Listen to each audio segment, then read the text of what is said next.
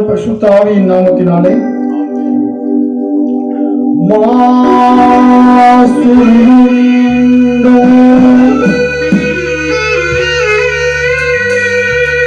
மனித போக்க வந்த இயேசுவை வரவே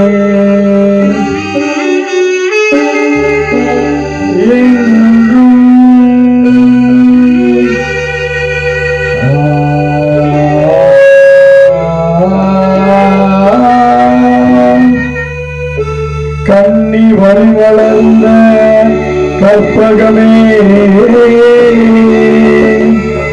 என்னுயிரே முன்னே உனை அடைந்தே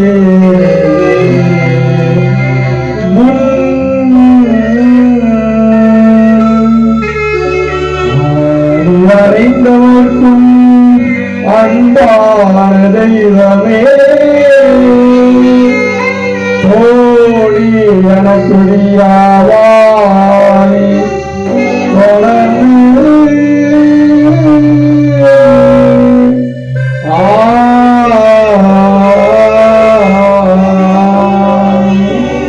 இயேசு கிறிஸ்து திருநாளை எந்த உயர்த்தில்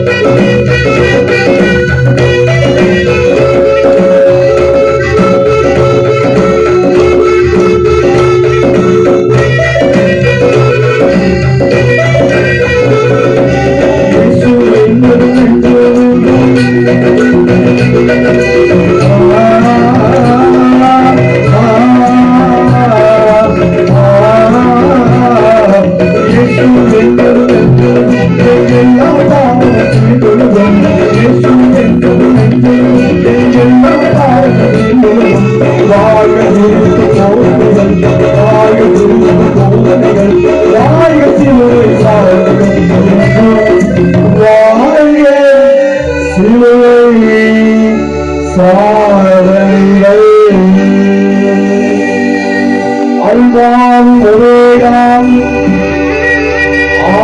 ஆதியும் அந்தமும் ஒருவரும் சாராமையுள்ளவரும் ஒருவரும் சேரக்கூடாத ஒளியில் வாசம் செய்தவரும் ஆகிய தேவனுக்கு துதியும் மகிமையும் ஸ்தோத்திரமும் சதா காலங்களிலும் உண்டாவதாக. பிதாவாகிய தேவனாலும் ஆண்டவராகிய இயேசு கிறிஸ்துவினாலும் உங்கள் அனைவருக்கும் என்னுடைய அன்பின் வாழ்த்துக்களை இந்த பஜனை குழுவின் சார்பாக தெரிவித்துக் கொள்கின்றேன். இந்த பஜனை குழுவின் தலைவராகிய இயேசு கிறிஸ்து எங்களுக்கு அநேக வாய்ப்புகளை வாங்கி கொடுக்கின்றார். அவருடைய பெரிதான கிருபையினாலே இதுவரை எந்த ஒரு இடத்திலும் எல்லா இடத்திலும் ஆண்டவர் எங்கள் இங்கே செல்லுங்கள் என்று ஒவ்வொரு இடத்தையும் எங்களுக்கு காண்பித்துக் கொடுக்கின்றார். அந்த இயேசு கிறிஸ்து தான் இந்த பஜனை குழுவின் தலைவராக இருக்கின்றார். அவருக்கு என்னுடைய முதற்கண் வணக்கங்களை நாங்கள் தெரிவித்துக் கொள்கின்றோம். அடுத்தபடியாக நான் ஒரு நம்முடைய திருமணத்திலே ஒரு திருச்சபையிலே சபை ஊழியராக பணி செய்கின்றேன். நான் ஒரு இடத்தை விட்டு வர வேண்டும் என்றால் என்னுடைய குருவானவர் எனக்கு அனுமதி கொடுக்க வேண்டும். ஆகவே அடுத்து ஆண்ட்ரூ விக்டர் ஞானஒளி ஐயா கடாட்சபுரத்தில் 6 ஆண்டுகள் சிறப்பாக பணி செய்த உங்கள் அன்புக்குரிய குருவானவர் தான் இப்பொழுது எனக்கு சபை மன்ற தலைவராகவும் சேகர தலைவராகவும் இருக்கின்றார்கள். அவர்கள் கேட்ட பொழுது மிகுந்த உற்சாகத்தோடு என்னை இங்கு அனுப்பி வைத்தார்கள். அவர்களுக்கும் என்னுடைய நன்றியை தெரிவித்துக் கொள்கின்றேன். என்னை அன்போடு அழைத்த அன்புக்குரிய குருவானவர் திரு யோபு ரத்னசிங் ஐயா ஐயரம்மா அவர்களுக்கும் என்னுடைய நன்றிகளை தெரிவித்துக் கொள்கிறேன். எப்பொழுது பார்த்தாலும் இன்முகத்தோடு அவர்கள் சிரிப்பார்கள். அவர்களை பார்த்தால் ஒருவேளை பேச்சுக்காக சொல்லக்கூடாது, அவங்க கூப்பிடுற அந்த ஒரு சின்ன வார்த்தை ஜேக்கப் அப்படின்னு அவங்க அன்போடு கூப்பிடுற அந்த ஒரு சின்ன வார்த்தை அந்த நேரத்துல என்ன கஷ்டங்கள் இருந்தாலும் அது பறந்து போயிடும். அந்த அளவுக்கு நல்ல ஒரு குருவானவர் இன்று நம்முடைய திருச்சபைக்கு ஆண்டவர் கொடுத்திருக்கின்றார். அதே போல என்னுடைய பேட்ச் என்னுடைய தோழர் அருமையான சீக்கிரத்தில் அருள்திருவாங்க ஜான் தாமஸ் காலேப் ராஜா ஐயா. ஒரு பேர் வச்சா ஈஸியா ஞாபகத்தில் வச்சுக்கலாம். வரிசையா பேர் வச்சிருக்காங்க பாத்தீங்களா உங்க உதேசியம். அவர்கள் நான் பணி செய்த அந்த சுந்தரம் நகர் முன் பணி செய்த சபையிலே அவர்கள் அடுத்தது பணி செய்து இப்பொழுது கடாட்சபுரத்திலே வந்திருக்கின்றார்கள். அன்புக்குரிய நண்பர், வயதில் அவர் எனக்கு மூத்தவர் தான், நல்ல ஒரு சகோதரர். அவர்களை நான் ஆண்டவராக இயேசு கிறிஸ்து நாமத்தில் வாழ்த்தி நன்றிகளை தெரிவித்துக் கொள்ளுகின்றேன். இப்படிப்பட்ட இந்த வரவேற்போடு இங்கு வந்திருக்கின்ற என்னுடைய குழுவையும் குடும்பத்தையும் உங்களுக்கு அறிமுகம் செய்து வைத்துவிட்டு அடுத்த பகுதிக்கு நேராக கடந்து செல்லலாம் என்று ஆசைப்படுகின்றேன். இசை வாசிப்பது அருமையான ராஜதாஸ் என்கின்ற சகோதரன். அவர்களுக்கு நம்முடைய பகுதியில் அறிமுகம் தேவையில்லை. எந்த இடங்களில் நற்செய்தி கூட்டங்கள் நடந்தாலும் அதிலே அன்பு சகோதரர் அவர்கள் கண்டிப்பாக இருப்பார்கள். அவருடைய சகோதரரும் நல்ல ஒரு பாடகர். கலாச்சாரத்துல அவங்க அநேக முறை வந்திருக்கலாம். அந்த சகோதரர் இந்த பஜனை ஊழியத்துல ஆரம்ப நாட்களிலிருந்து இன்று வரை உதவியாக ஆண்டவர் நடத்தி வருகின்றார். கர்த்தருக்கு சித்தமானால் ஆண்டவர் எவ்வளவு தூரம் எங்களை கொண்டு செல்கின்றாரோ அவ்வளவு தூரம் அவர் எங்களோடு வர வேண்டும் என்று நான் ஆசைப்படுகின்றேன். கர்த்தர் அதை நடத்தி கொடுப்பாராக. நீங்க அப்படியே அமைதியா இருக்கிறத பார்த்தா நான் என்னமோ செவ்வாய் கிரகத்துல இருந்து தப்பிச்சு வந்த மாதிரியும் நீங்கெல்லாம் பூமியில ராஜா மாதிரி இருக்கிற மாதிரி எல்லாம் இருக்கு. நானும் உங்களை போல பாடுள்ள மனிதன் தான்.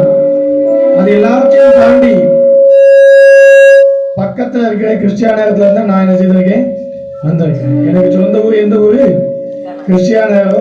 எஸ்கே ஜெய்சிங் ஐயா இங்க இருக்கும் பொழுது அப்பொழுது நான் பிடி படித்துக் கொண்டிருந்த காலத்துல பொன்ராஜ் என்கிற உபதேசியா அவங்களுக்கு இருந்தாரா? ஞாபகம் வச்சிருக்கீங்களா? அவங்களுக்காக ஜோம் பண்றீங்களா? அந்த ஐயா இருக்கும்போது அப்போ அவங்களுக்கு கல்யாண நேரத்துல கார்டு கொடுக்க அங்கேயும் போக வேண்டியிருக்குன்ட்டு நான் லீவுக்கு வந்துட்டு என்னைய பிடிச்சி ஒரு வாரம் அங்கே வச்சிருந்தாங்க. அப்போ ஞானஸ்தான ஆராதனை அப்படின்ட்டு வீட்டுல இருந்து காலை ஆராதனை எல்லாத்துக்கும் வந்துட்டு போயிருந்தேன். ஆகையினால கடாட்சபுரம் எனக்கு புதியத ஊர் அல்ல. அதனால என்ன செய்யாங்க, இந்த குறுகுறு போட்டு என்ன செய்யாங்க, பார்க்காதீங்க, முறைச்சி பார்க்காதீங்க. எங்க சார் இங்க இருப்பாங்க, அவர் வரலன்னு நினைக்கிறேன். தேவதாஸ் சார் எங்க போனாப்புலன்னு தெரியல. அவர் எனக்கு ஆசிரியர். அதனால ரொம்ப குறுகுறுன்னு பார்த்தீங்கன்னா வாத்தியாட்ட சொல்லி கொடுத்து போய் எல்லாரும் மகிழ்ச்சியோடு இருப்போம். ஒரு பண்டிகை நாள், ஈஸ்டர் பண்டிகை நாள். இந்த பண்டிகை நாளிலே நாம் இந்த மகிழ்ச்சியோடு காணப்பட வேண்டும். இசை வாசிக்கிற சகோதரன் ராஜா அவர்கள் நல்ல கரங்களை தட்டி ஒரு வாழ்த்துக்கள் சொல்லிடலாம். அதே போல இந்த பக்கத்தில் இருக்கிற அருமையான சகோதரர் தெய்வமணி ஐயா, நம்முடைய தமிழகத்தின் தென்பகுதியாகிய நாகர்கோவிலிருந்து அவர்கள் வந்திருக்கின்றார்கள். அவர்களும் நல்ல ஆலோசனைகளை கொடுக்கின்ற அன்பு சகோதரர், வயதில் மூத்தவங்க. இந்த குழுவில் நல்ல ஆலோசனைகளை கொடுத்து நல்ல வகையில் ஆண்டவர் நடத்தி கொண்டு வருகின்றார். அவர்களையும் நான் கரங்களை தட்டி தெய்வமணி ஐயாவுக்கு வாழ்த்துக்களை தெரிவித்துக் கொள்ளலாம். அதே போல இவருக்கு புது மாப்பிள்ளாட்டி எனக்கு சொல்லணும்னு ஆசையா இருக்கு. ஆனால் சீக்கிரத்தில் அவர் அப்பாவாகிறாரு. ஆகையினால ஆனால் அப்பாவாக அவர் இருந்தாலும் அவர் தன் மனைவி அழைத்து கொண்டு வந்திருக்கின்றார். அருமையான அந்த பிள்ளை நல்ல ஒரு பாடகி, அருமையான பாப்பா தம்பி ராபர்ட் அவர்கள் குடும்பமாக வந்திருக்கின்றார்கள். நல்ல கரங்களை தட்டி நம்ம அவர்களை வாழ்த்துகின்றோம். அவர்கள் எண்ணம் போல், அவர்கள் மனம் போல், அவர்கள் இசை போல் அவருடைய வாழ்க்கையும் செலுத்திருக்க நம்ம நல்லா சத்தமா கரங்களை தட்டி வாழ்த்துகிறோம். கரங்களை தட்டுறது என்னமா சொன்னோம். அதுக்கப்புறம் நம்ம ஐயா மரியநாயகம் ஐயா அவர்களோடு எனக்கு இதுதான் முதல் முறை. ஆனால் அவர்கள் பல வித்வான்களோடு பல முறை என்ன செய்திருக்கின்றார்கள். ஆகவே அவர்களையும் நாம் கரங்களை தட்டி வாழ்த்துவோம். ஆலங்குளத்தை தாண்டி அடைக்கல பட்டணத்தை என்ன செய்திருக்காங்க, இன்றைக்கு வந்திருக்கிறார்கள். ஆகவே ஒவ்வொருத்தரும் ஒவ்வொரு துவங்களிலிருந்து என்ன செய்திருக்கிறோம், வந்திருக்கின்றோம். என்னுடைய தகப்பனும் தாயும் கிறிஸ்டியானவர்கள் தான். அதனால அவங்களுக்கு கூட்டணும் வந்துட்டாங்க. என்னுடைய மனைவியின் தாய் அத்தையும் இங்க வந்திருக்கிறாங்க. ஆகவே எல்லாரும் இன்றைக்கு உங்களை சந்திக்க வந்திருக்கின்றோம். நான் வந்தோடனே கொஞ்சம் பயந்துட்டேன். எங்க அம்மாவும் அத்தையும் பாம்போட உட்கார்ந்து இருந்தாங்க. நான் சபையாக வரவேற்கிறதுக்கு இருப்பாங்கன்னு பார்த்தா சபையாக ஒருத்தம் இல்லை. உனக்கு சரி நம்ம குடும்பத்துக்கு தான் இன்னைக்கு பஜனையை செய்ய போறோம் போல அப்படின்னு நினைச்சேன். ஆனா அப்புறம் ஆல்டருக்கு போயிட்டு வர்றதுக்குள்ள ஆண்டவர் என் மேல பரிதாபப்பட்டு கொஞ்சம் என்ன செய்துட்டாரு, ஆத்துமாக்களை கொண்டு வந்துட்டாரு. கர்த்தருடைய நாமம் உயர்த்தப்படுவதாக. அவனுக்குள் ஜீவன் இருந்தது, அந்த ஜீவன் மனுஷனுக்கு ஒளியா இருந்தது.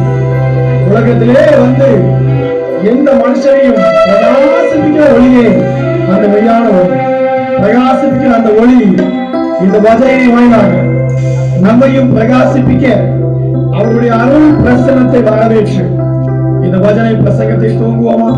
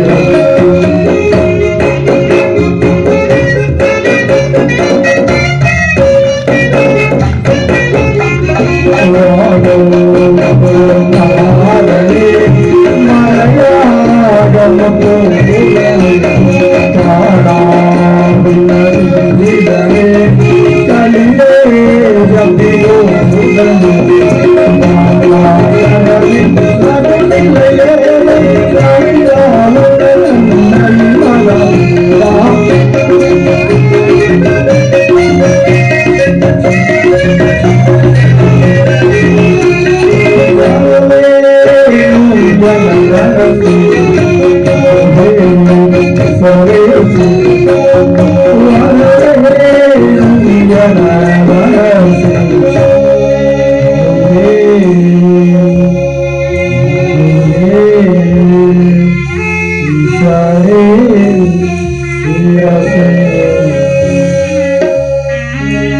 வாலிபன் தன்னுடைய வாழ்க்கையிலே நல்ல அழகான வேலையை தேடிட்டு இருந்தான். அவன் போன இடத்துல எல்லாம் வேலை இல்ல வேலை இல்ல வேலை இல்லைன்னு சொன்னான். இவன் மனசுக்கு ரொம்ப கஷ்டமா இருக்குது.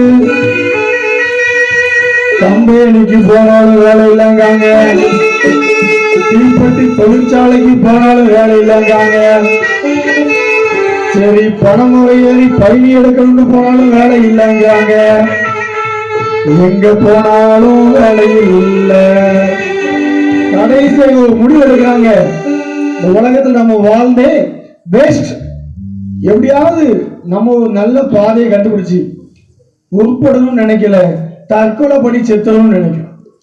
இப்படி இந்த வாலிபன் இருக்கும் பொழுது ஒரு ரயிலை கணக்கு பண்ணுகிறான். அந்த ரயில் வருகின்ற நேரத்தை நோக்கி பார்க்கிறான். தண்டவாளத்தில் தனக்கு ஒரு இடத்தை ஒதுக்கிறான். நம்ம எல்லாம் பஸ் பிடிச்ச உடனே அந்த பஸ்ல ஒரு இடத்தை பிடிப்போம் பாத்தீங்களா, அதே மாதிரி தண்டவாளத்தில் ஒரு இடத்தை பிடிக்கிறான். ட்ரெயின் வர்ற நேரம் ஆயிடுச்சு, இன்னும் கொஞ்ச நேரத்துல ட்ரெயின் வந்துடும். இப்படியே படுத்து கிடந்தா வாழ்க்கை முடிஞ்சிடும். திடீர்னு காலை புள்ளிட்டு நான் பேசுற மாதிரி யாரோ ஒருத்தர் கத்திட்டு இருக்காருன்னு ஒரு கூட்டம் நடத்திட்டு இருக்கு. எனக்கு சத்தம் கேட்கும். சாகத்தான் போக முடிவு பண்ணியாச்சு. அந்த கூட்டத்துல போய் கொஞ்ச நேரம் உட்கார்ந்துட்டு என்ன செய்வோம், அதுக்கப்புறம் வந்து அடுத்த ட்ரெயின்ல படுத்துக்கிடுன்னு சொல்லி இவர் என்ன செய்யறாரு, எலும்பி அப்படியே போற, அப்படியே குடு குடு குடு. அந்த கூட்டத்துல ஒருத்தர் நல்ல மணிய மாதிரி அங்கேயே போடாம போட்டு சூட்டை போட்டு வந்து வைக்கிறாரு. அவர் என்னை விட அழகா இருக்கிறாரு, என்னை விட கலரா இருக்கிறாரு, என்னை விட சூப்பரா முடிய செய்தி இருக்கிறாரு. அவரை பார்க்கிறதுக்குண்டே ஒரு கூட்டம், ஒரு 2000-3000 பேர் இருக்கிற கூட்டத்துல போறான். போய் அப்படியே உட்காரான். உட்கார்ந்தவன் அவர் பேசுறது அப்படியே கேட்டுக்கிட்டே இருக்கிறான். இவனுக்கு ஒண்ணுமே புரியல, அவர் என்னதான் பேசுறாரு அப்படின்ட்டு ஒண்ணுமே. உங்களை பார்த்தா எப்படி இருக்குன்னு தெரியல. இவர் போய் அந்த சீக்கிரத்துல வந்தோட ஐயாட்ட தான் கேட்கணும், ஐயா எப்படியா வந்தது, பேசுறது ஏதாவது புரிஞ்சிச்சா, மக்களுக்கு ஏதாவது ரெஸ்பான்ஸ் இருந்துச்சா அப்படின்னு ஐயாட்ட கேட்கணும். அந்த கூட்டத்தில் 2000 பேர் இருக்கிறாங்க. அங்க வந்து உட்கார்ந்துக்கிட்டான். அவரும் விட்ட பாடு இல்ல, எழுதி போனா எல்லாரும் முடிச்சு பார்ப்பாங்க. கூட்டம் முடிகிற வரைக்கும் அப்படியே உட்கார்ந்துட்டான். ஆனா அந்த கூட்டத்துல அவனுக்கு ஒரு மாற்றங்க. முடிஞ்ச உடனே அந்த பேச்சாளர் எப்படியாவது பார்த்து, ஐயா அந்த கூட்டத்துக்கு வர்றதுக்கு முன்னாடி நான் வந்து சூசைட் பண்ணி செத்து போய் நினைச்சேன் ஐயா, ஆனா இங்க வந்து உட்கார்ந்ததுக்கு அப்புறம் நான் ஒரு முடிவு பண்ணிட்டேயா, எதுவுமே எழுத விடாது, சாகணுங்க முடிவுக்கு போகக்கூடாது. எங்களுக்கெல்லாம் வந்து எப்படின்னா, நாங்க கஷ்டப்பட்டு செய்திக்கெல்லாம் ப்ரிப்பேர் பண்ணிட்டு ஆலயத்துக்கு வருவோம். செவத்தை முடிச்சுட்டு பார்த்தா ஒருத்தரும் நம்மளை கண்டுட மாட்டாங்க.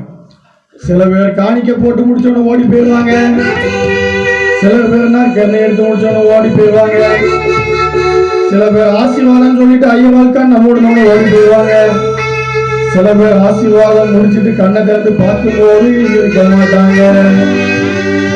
நாங்களும் முடிச்சோட யாராவது சாட்சி வந்து சொல்லுவாங்களான்னு பார்ப்போம். ஆண்டவர் சொல்லுவாங்களா, பரலோகத்திலிருந்து கண்ணோக்கி பார்த்தேன் ஒருவரையும் இவனுக்கு ரொம்ப சந்தோஷங்க. ஒருத்தர் வந்துட்டாரு, இவர் 2 மணி நேரம் பேசுனதை அப்ரிசியேட் பண்றதுக்கு ஒருத்தர் வந்துட்டாருன்னு சொல்லிட்டு இவருக்கு ரொம்ப சந்தோஷம் பாருங்க. அந்த சந்தோஷத்துல இவர் கேட்கிறாரு, என்னையா 2 மணி நேரம் பேசுனதுல நான் இங்க பேசுனது எந்த கலையா உனக்கு பிடிச்சது, நீ அதை சொல்லுப்பா, நான் உலகம் பூரா போய் சொல்ல போறேன். அத போய்யா 2 மணி நேரம் நீ பேசுனதுல ஒண்ணும் புரியாமையே இத்தனை கூட்டம் மக்கள் உயிரோடு இருக்கும்போது நான் ஏன் போய் சாவரம் கம்மியான தேவை ஜனமே. நானும் ஒரு 2 மணி நேரம் பிளான் பண்ணிட்டு வந்திருக்கிறேன். 2 மணி நேரம் முடியும் போது அவர் என்னத்தை சொன்னா எனக்கு என்ன, ஆண்டவர் இதயத்துல எத்தனை குத்துனா எனக்கு என்ன, அப்படி இல்லாதபடி ஆண்டவர் சொல்ற வார்த்தைக்கு அப்படியே கேட்கணும்ட்டு உங்களை நான் கேட்டுக்கிறேன். கலாச்சபுரத்திலே யோவான் காணலில் கற்றுக்கொண்டு ஒரு கவித்திரம்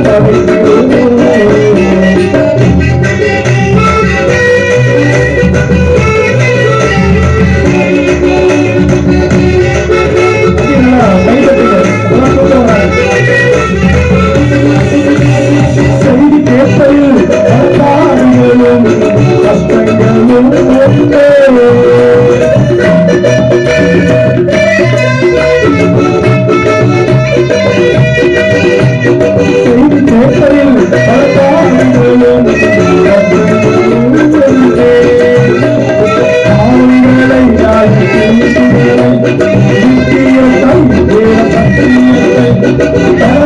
கொடுப்பதால் இஷ்டமில்லை, ஏற்றுக்கொள்ள மறுப்பதால் இன்பமில்லை.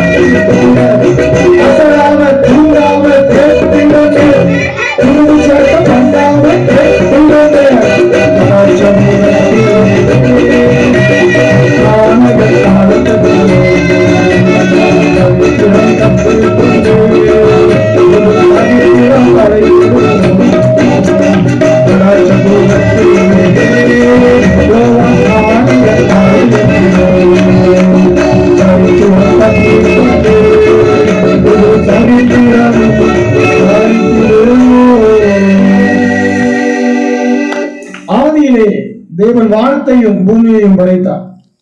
அவர் ஏயா படைச்சாருன்னு ஒரு கூட்டம் அலையுது, கடவுள் ஒருத்தர் இல்லவே இல்லைன்னு ஒரு கூட்டம் அலையுது. இயேசுதான் கடவுளுக்கு நாம சொல்லிக்கிட்டு இருக்கிறோம். இதற்கு மத்தியிலே ஆண்டவர் நம்முடைய திருமையை கொடுத்து விட்டு சொல்லுகிற என்னன்னா, ஆண்டவர் உலகத்தை படைச்சாருங்க.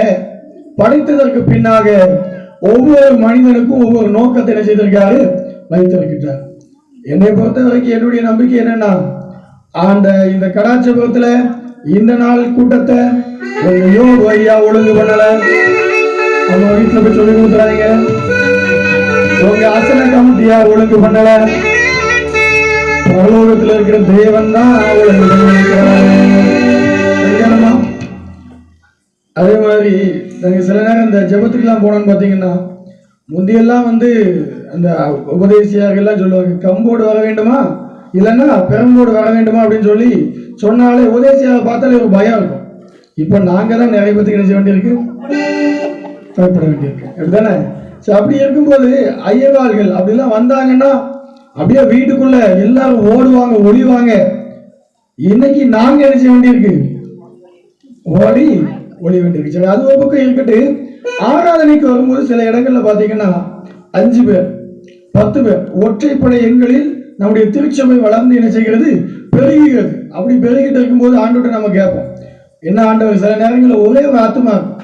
அப்ப ஆண்டவர் கற்றுக் கொடுத்த ஒரு விஷயம் என்ன தெரியுமா, ஒரு ஆத்மா இருந்தாலும் நாளைக்கு அந்த ஒரு ஆத்மா கிட்ட பேசுற வசனம் ஒரு 1,00,000 ஆத்மாவுக்கு பிரயோஜனம் உள்ளதா இருந்துச்சுன்னா அதை விட சந்தோஷம் உனக்கு வேற என்னையா அப்படின்ட்டு கற்றுக் கொடுத்தாரு. ஆகையினால நான் எப்பொழுதும் கூட்டத்தை பார்ப்பதில்லை, பாதி பேர் தூங்கினாலும் கவலைப்படுவதில்லை.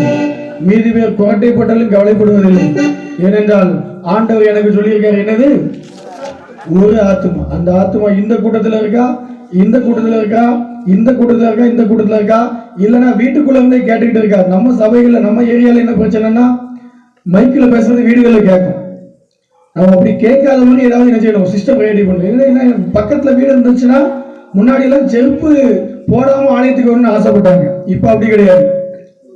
பக்கத்துல இருந்து மைக்கு சத்தம் வீட்டில் என்ன செய்யணும், கேட்டோம். நான் வீட்டில் வந்து என்ன செய்யறேன், ஆசீர்வாதத்தை பெற்றுக்கொள்ளுகிறேன். இப்படி எல்லாம் இருக்கிற இடத்துல ஆண்டவர் சொல்லுகின்றார், தேவனுடைய திட்டத்தை செயல்படுத்த, தேவனுக்கு பிரியமானதை வாழ, தேவனோடு உறவாட படைக்கப்பட்டதுதான் படைப்பு.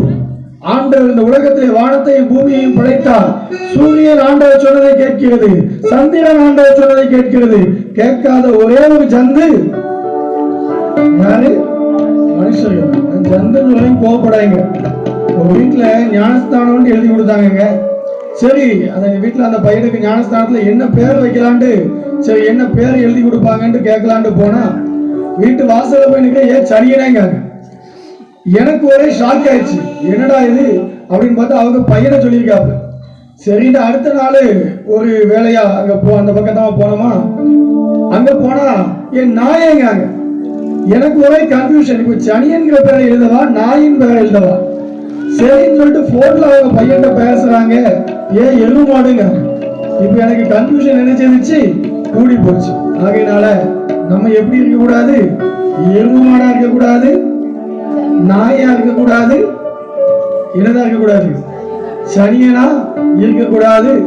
ஆண்டவர் விரும்புகிற மணியனா என்ன செய்யணும், இருக்க வேண்டும், மனிதர்களாக இருக்க வேண்டும் என்று சொல்லி இந்த நாளிலும் நிலையில்லாத இவ்வுலக வாழ்க்கையில் ஆண்டவருக்குள் நிலைத்திருப்பது சாத்தியமா என்ற கேள்விக்கு பதிலான ஒரு சரித்திரத்தை நாம் பார்க்க இருக்கின்றோம்.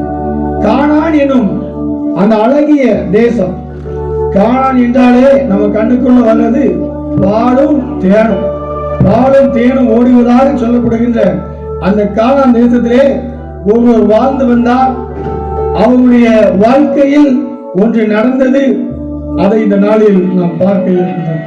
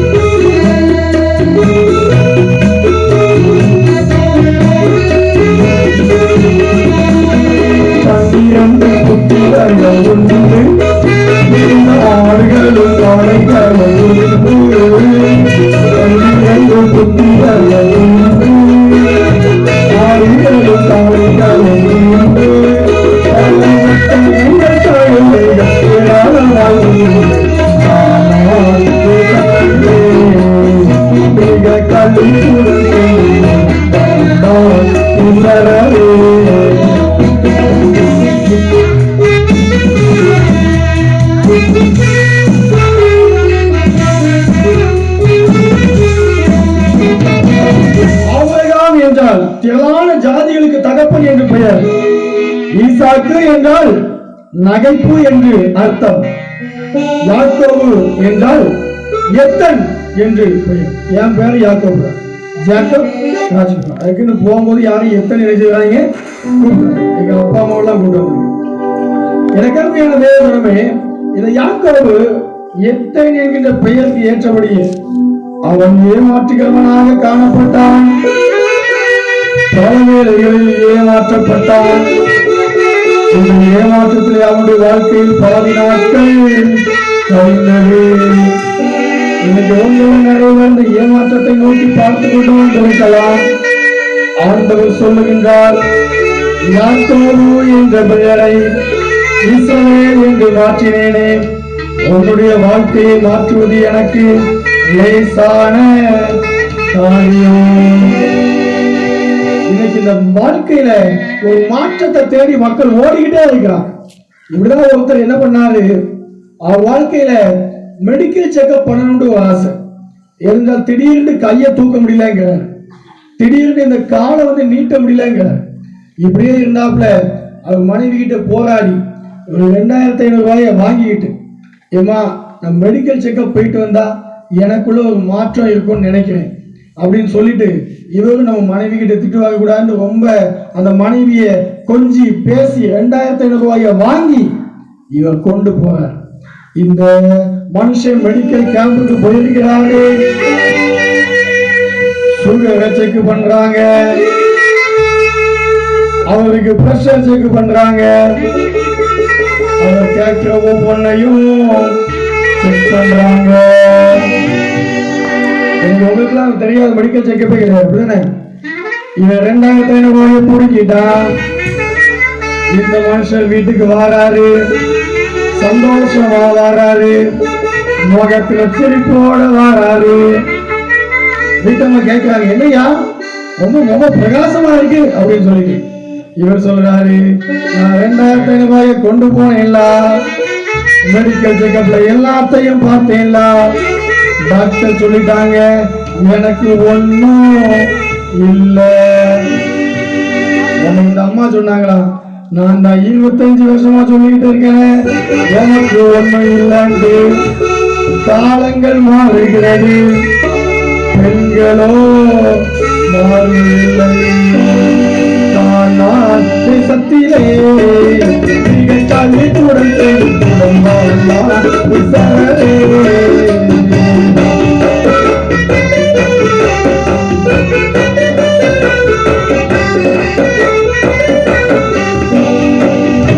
இந்த கானான் தேசத்திலே யோசேப்பு என்கின்ற ஒருவர் யாக்கோபு என்ற அந்த இஸ்ரவேலுக்கு 11வது மகனாக, ராகேல் என்கின்ற அந்த தாய்க்கு 1வது மகனாக, நிந்தை நீக்கப்பட்ட மகனாக, தேவன் நினைத்தறின ஒரு மகனாக இந்த உலகத்திலே அவன் கொடுக்கப்பட்டான். இந்த யோசேப்பு அவர் வாழ்ந்த நாட்களை நாம் வேத பண்டிதர்களிடத்திலே கேட்கும் பொழுது 1746 முதல் 1636 வரையான 110 ஆண்டுகள் இந்த யோசேப்பு வாழ்ந்ததாக வேத சரித்திரம் கூறுகிறது. அப்பப்போ உங்களுக்கு கேள்விகள் கேட்போம், பரிசுகள் உண்டு. ஆகையினால எப்படி இருங்க, உஷாரா இருக்கு. எப்படி இருக்கணும், எப்பவுமே நம்முடைய பகுதியை எல்லா இடங்களுக்கு போனாலும் ரொம்ப பெருமையாக சொல்லுவது. ஏனென்றால் நானும் உங்களை போல கிறிஸ்டியான இடத்துல இப்போ இங்கே கொஞ்சம் கல் வச்சுட்டாங்க, அந்த இடத்துல கொஞ்சம் மண் இருக்கும். அப்போ ஜபதாஸ் அப்படிங்கிற பாவச்சத்துலேருந்து பிரசங்கியார் வருவாங்க. அவங்க பிரசங்கம் பண்ணிக்கிட்டே இருப்பாங்க, நாங்கள் அதை இதையும் நோண்டிக்கிட்டே இருப்போம். கேள்வின்னு சொல்லும்போது மட்டும் உஷாராகும். அந்த கேள்விக்கு எப்படி ஏதாவது நாங்கள் சொல்கிற பதில் ஆன்சர் ஆகும். இங்கேருந்து ஒருத்தன் நோவான்னு கத்துவான், இங்கேருந்து ஒருத்தன் யோனான்னு கத்துவான். ஏதாவது ஒரு பதில தான் அவருடைய கேள்வி என்ன செய்யும் இருக்கும். கடைசியில் அவர் ஏதாவது ஒரு பரிசு கொடுப்பாரு, நாங்க வாங்கிட்டு சந்தோஷமா போவோம். ஆகையினால நம்ம மக்கள் வேத அறிவில கூர்ந்தவங்க. இந்த யோசேப்பு 110 வருடங்கள் வாழ்ந்து வந்தார். அவருடைய சிறு பிராயம், அவருடைய பிறப்பு தாய்க்கு மகிழ்ச்சியை கொடுத்தது, தகப்பனுக்கோ மற்றற்ற மகிழ்ச்சியை கொடுத்தது. ஏனென்றால் அவருடைய முதிர் வயதிலே யாக்கோபு யோசேப்பை பெற்றார். இந்த யாக்கோபு யோசேப்புடைய வாழ்க்கையை தான் இந்த நாளிலே நாம் பார்க்க இருக்கின்றோம். இந்த இஸ்ரவேலுடைய வாழ்க்கையிலே ராகேலுக்கு இந்த யோசேப்பு பிறந்த அந்த நிலையை நாம் பார்ப்போமா?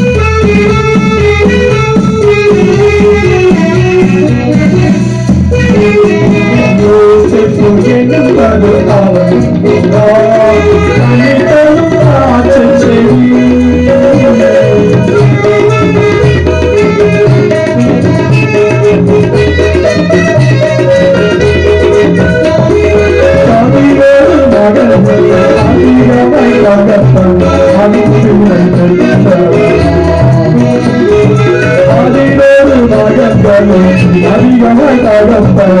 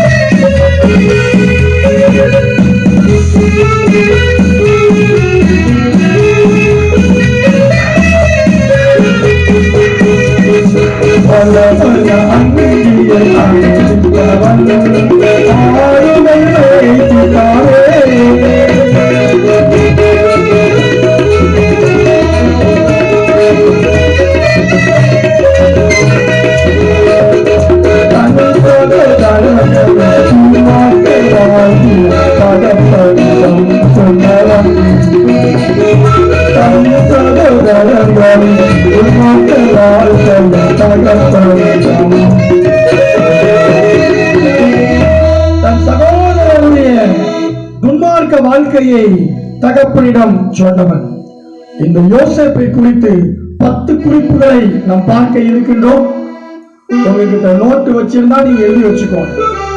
நான் எங்களுடைய சர்ச்சில் எப்பொழுதுமே சின்ன பிள்ளைகள் இருந்து பெரியவங்க வரைக்கும் என்ன செய்வேன், நோட்டு வச்சிருக்காங்களா இல்லையான்னு என்ன செய்வேன் பார்ப்பேன். ஏனென்றால் நம்ம சிந்தை ஆண்டவர் ரொம்ப ஆசீர்வாதமா கொடுத்திருக்கிறார்.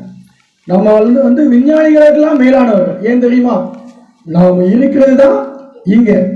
நம்ம சிந்தனைகள் எங்க போகும்? அமெரிக்கால இருக்கிற நாசாவுக்கு எங்க என்ன செய்தோம்? இந்த 2 மணி நேரத்துல போயிட்டு வந்தோம். அதனால நம்ம என்ன செய்யணும்? நம்ம சிந்தை என்ன செய்யணும்? கொஞ்சம் கட்டுப்படுத்தணும். இந்த இஸ்ரவேலுடைய வாழ்க்கையிலே யோசேப்பு கனி தரும் திராட்சை செடி என்ற ஒரு பெயரிலே அவர் அழைக்கப்பட்டு கொடுக்கப்படுகின்றார். இவருடைய முதல் 16 வருடத்திலே என்ன நடந்தது சரித்திரம் எழுதப்படவில்லை. இவருடைய 17வது வயதிலே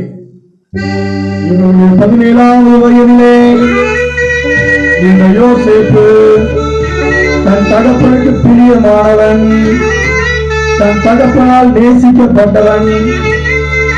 அதனுடைய விளைவாத்தான் என்னது வந்துச்சுங்க? பல வகையில அங்கி.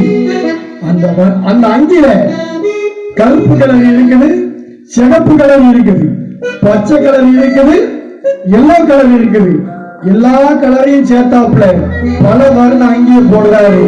அவங்களுக்கு 12 பசங்க இருக்கிறாங்க. ஆனா யாக்கோபு யாருக்கு மட்டும் கொண்டு இருக்கிறாரு? யோசேப்புக்கு மட்டும் என்ன செய்திருக்கிறாரு? போட்டிருக்கிறார். இன்னைக்கு நம்மள எத்தனை பேர் இப்படி இருக்கின்றோம்? ஒருவேளை பல வேளைகளில் நமக்கு இருக்கின்ற பிள்ளைகளை நாம் என்ன செய்கின்றோம்? பிரித்து பார்க்கின்றோம். அது தேவையற்ற பகையையும், தேவையற்ற வன்மத்தையும், தேவையற்ற பொறாமையையும் என்ன செய்கிறது? அவர்களுக்குள்ளாக உண்டாக்குகிறது. நாம் சற்று கவனமாக இருக்க அழைக்கப்படுகிறோம். இந்த இஸ்ரவேலுக்கு 11வது மகனாக பிறந்த யோசேப்பு தன்னுடைய அத்தனை அண்ணன்மார்களுடைய எல்லா துன்மார்க்க வழிகளையும் தன் தகப்பனுக்கு சொல்லி வருவான். அவன் பாப்பா, அப்பா நீங்க அந்த பக்கம் போயிருக்கும் போது ரூபன் ஒரு ஆட்டுக்குட்டியை தூக்கிட்டு போயிட்டான். அம்மா நீங்க இந்த பக்கம் திரும்பி நிற்கும் போது சமைச்சு வச்சிருந்த சிக்கன்ல 2 துண்டை சிறுவன் உண்டான். இப்படியே தன் தகப்பு நிலத்திலே ஒன்றொன்றையாக என்ன செய்து கொண்டிருந்தான்? சொல்லிக் கொடுத்து கொண்டே இருந்தான். ஆனாலும் நம்ம இன்னைக்கு யோசேப்பின் சரித்திரத்தை பார்க்கிறபடினால யோசேப்புக்கு ஒரு நல்ல பெயர் கொடுக்கணும். அவன் துன்மார்க்கத்தை சிறுவயதிலிருந்தே எண்ணப்பட்டு வந்தான், வெறுத்து வந்தவனாக நினைச்சப்படுகின்றான், காணப்படுகின்றான். இன்னைக்கு நம்முடைய வாழ்க்கையிலே நாம் இந்த துன்மார்க்கத்தை வெறுக்கின்றோமா? பாவ வழிகளை வெறுக்கின்றோமா? இந்த யோசேப்பு தன் சகோதரனின் ஒவ்வொரு குற்றத்தையும் அவன் சொல்லிக் கொண்டே வந்தான். வாசியுங்கள் ஆதியாகமம் 37ஆம் அதிகாரத்தின் 2வது வசனம். யாக்கோபுடைய சந்ததியின் வரலாறு. யோசேப்பு 17 வயதிலே தன் சகோதரனுடனே ஆடுகளை மேய்த்துக் கொண்டிருந்தான். அந்த இளைஞன் பில்கால் சில்பால் என்னும் தன் தகப்பனுடைய மறுமனையாட்டிகளின் குமாரருடைய இருந்து அவர்களுடைய துன்மார்க்கத்தை தன் தகப்பனுக்கு சொல்லி வருவான். தன் தகப்பனுக்கு துன்மார்க்கத்தை சொல்லி வருவான். ஆண்டவர் சங்கீதத்தை மிக அழகாக எழுதி கொடுத்தார். சங்கீதத்துல முதல் வசனம் என்னதுங்க? துன்மார்க்கருடைய ஆலோசனையில் நடவாமலும் பாவிகளுடைய வழியில் நில்லாமலும் பரியாசக்கார உட்காரும் இடத்தில் உட்காராமலும், அதுக்கப்புறம் கர்த்தருடைய வேதத்தில் பிரியமாயிருந்து இரவும் பகலும் அவருடைய இருக்கிற மனுஷன் பாக்கியவான். இன்னைக்கு நமக்கு அந்த பாக்கியவான்கிறது பிடிக்கும். ஆனா அதுக்கு முன்னாடி போட்டிருக்கிற அந்த கூட்டத்தை நம்ம நினைக்க மாட்டோம், தவிர்க்க மாட்டோம். பின்னாடி போட்டிருக்கிற வேதத்தை தொட்டு கூட பார்க்க மாட்டோம். ஒரே ஒரு கேள்வி, 40 நாள் நிறைய ஊழியக்காரங்க நல்லா முயற்சி எடுத்து ஒரு அட்டவணையெல்லாம் போட்டு அந்த அட்டவணையை படி என்ன செய்யுங்க, 40 நாள்ல பைபிளை முடிங்கன்னு சொன்னாங்க. கடாட்சிபத்தில் எதை யாராவது செஞ்சிருக்கிறீங்களா? இந்த 40 நாட்களில் வேதாகமத்தை முடித்தவர்கள் யாராவது இருக்கிறீங்களா? பரலோகத்திலிருந்து கண்ணோக்கி பார்த்தேன், ஒருவரையும் காணேன். ஆண்டவர் சொல்லுகிற சத்தம் இரண்டாவது விசை இந்த கடாட்சிபத்தில் இப்போது என்ன செய்கிறது? நம்முடைய வாஞ்சை இந்த வேதத்தில் என்ன செய்யப்படணும்? அதிகப்படணும். இந்த யோசிப்பு வாழ்க்கைக்குள்ளாக நாம் வருவோம். அவர் துன்மார்க்கத்தை இப்படியாக சின்ன வயதிலிருந்தே, குறிப்பாக 17 வயதிலிருந்தே என்ன செய்தார்? வெறுத்து வந்தவராக அவர் காணப்படுகின்றார். இப்படி இருக்கும் பொழுது யோசேப்புடைய வாழ்க்கையிலே ஒரு சொப்பனம் ஒன்று காணப்படுகிறது.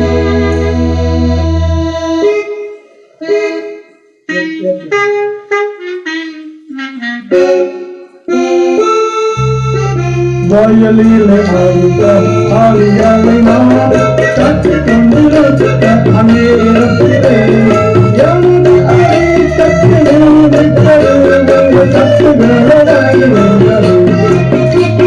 சொப்பனம் தந்தை சொப்பனம்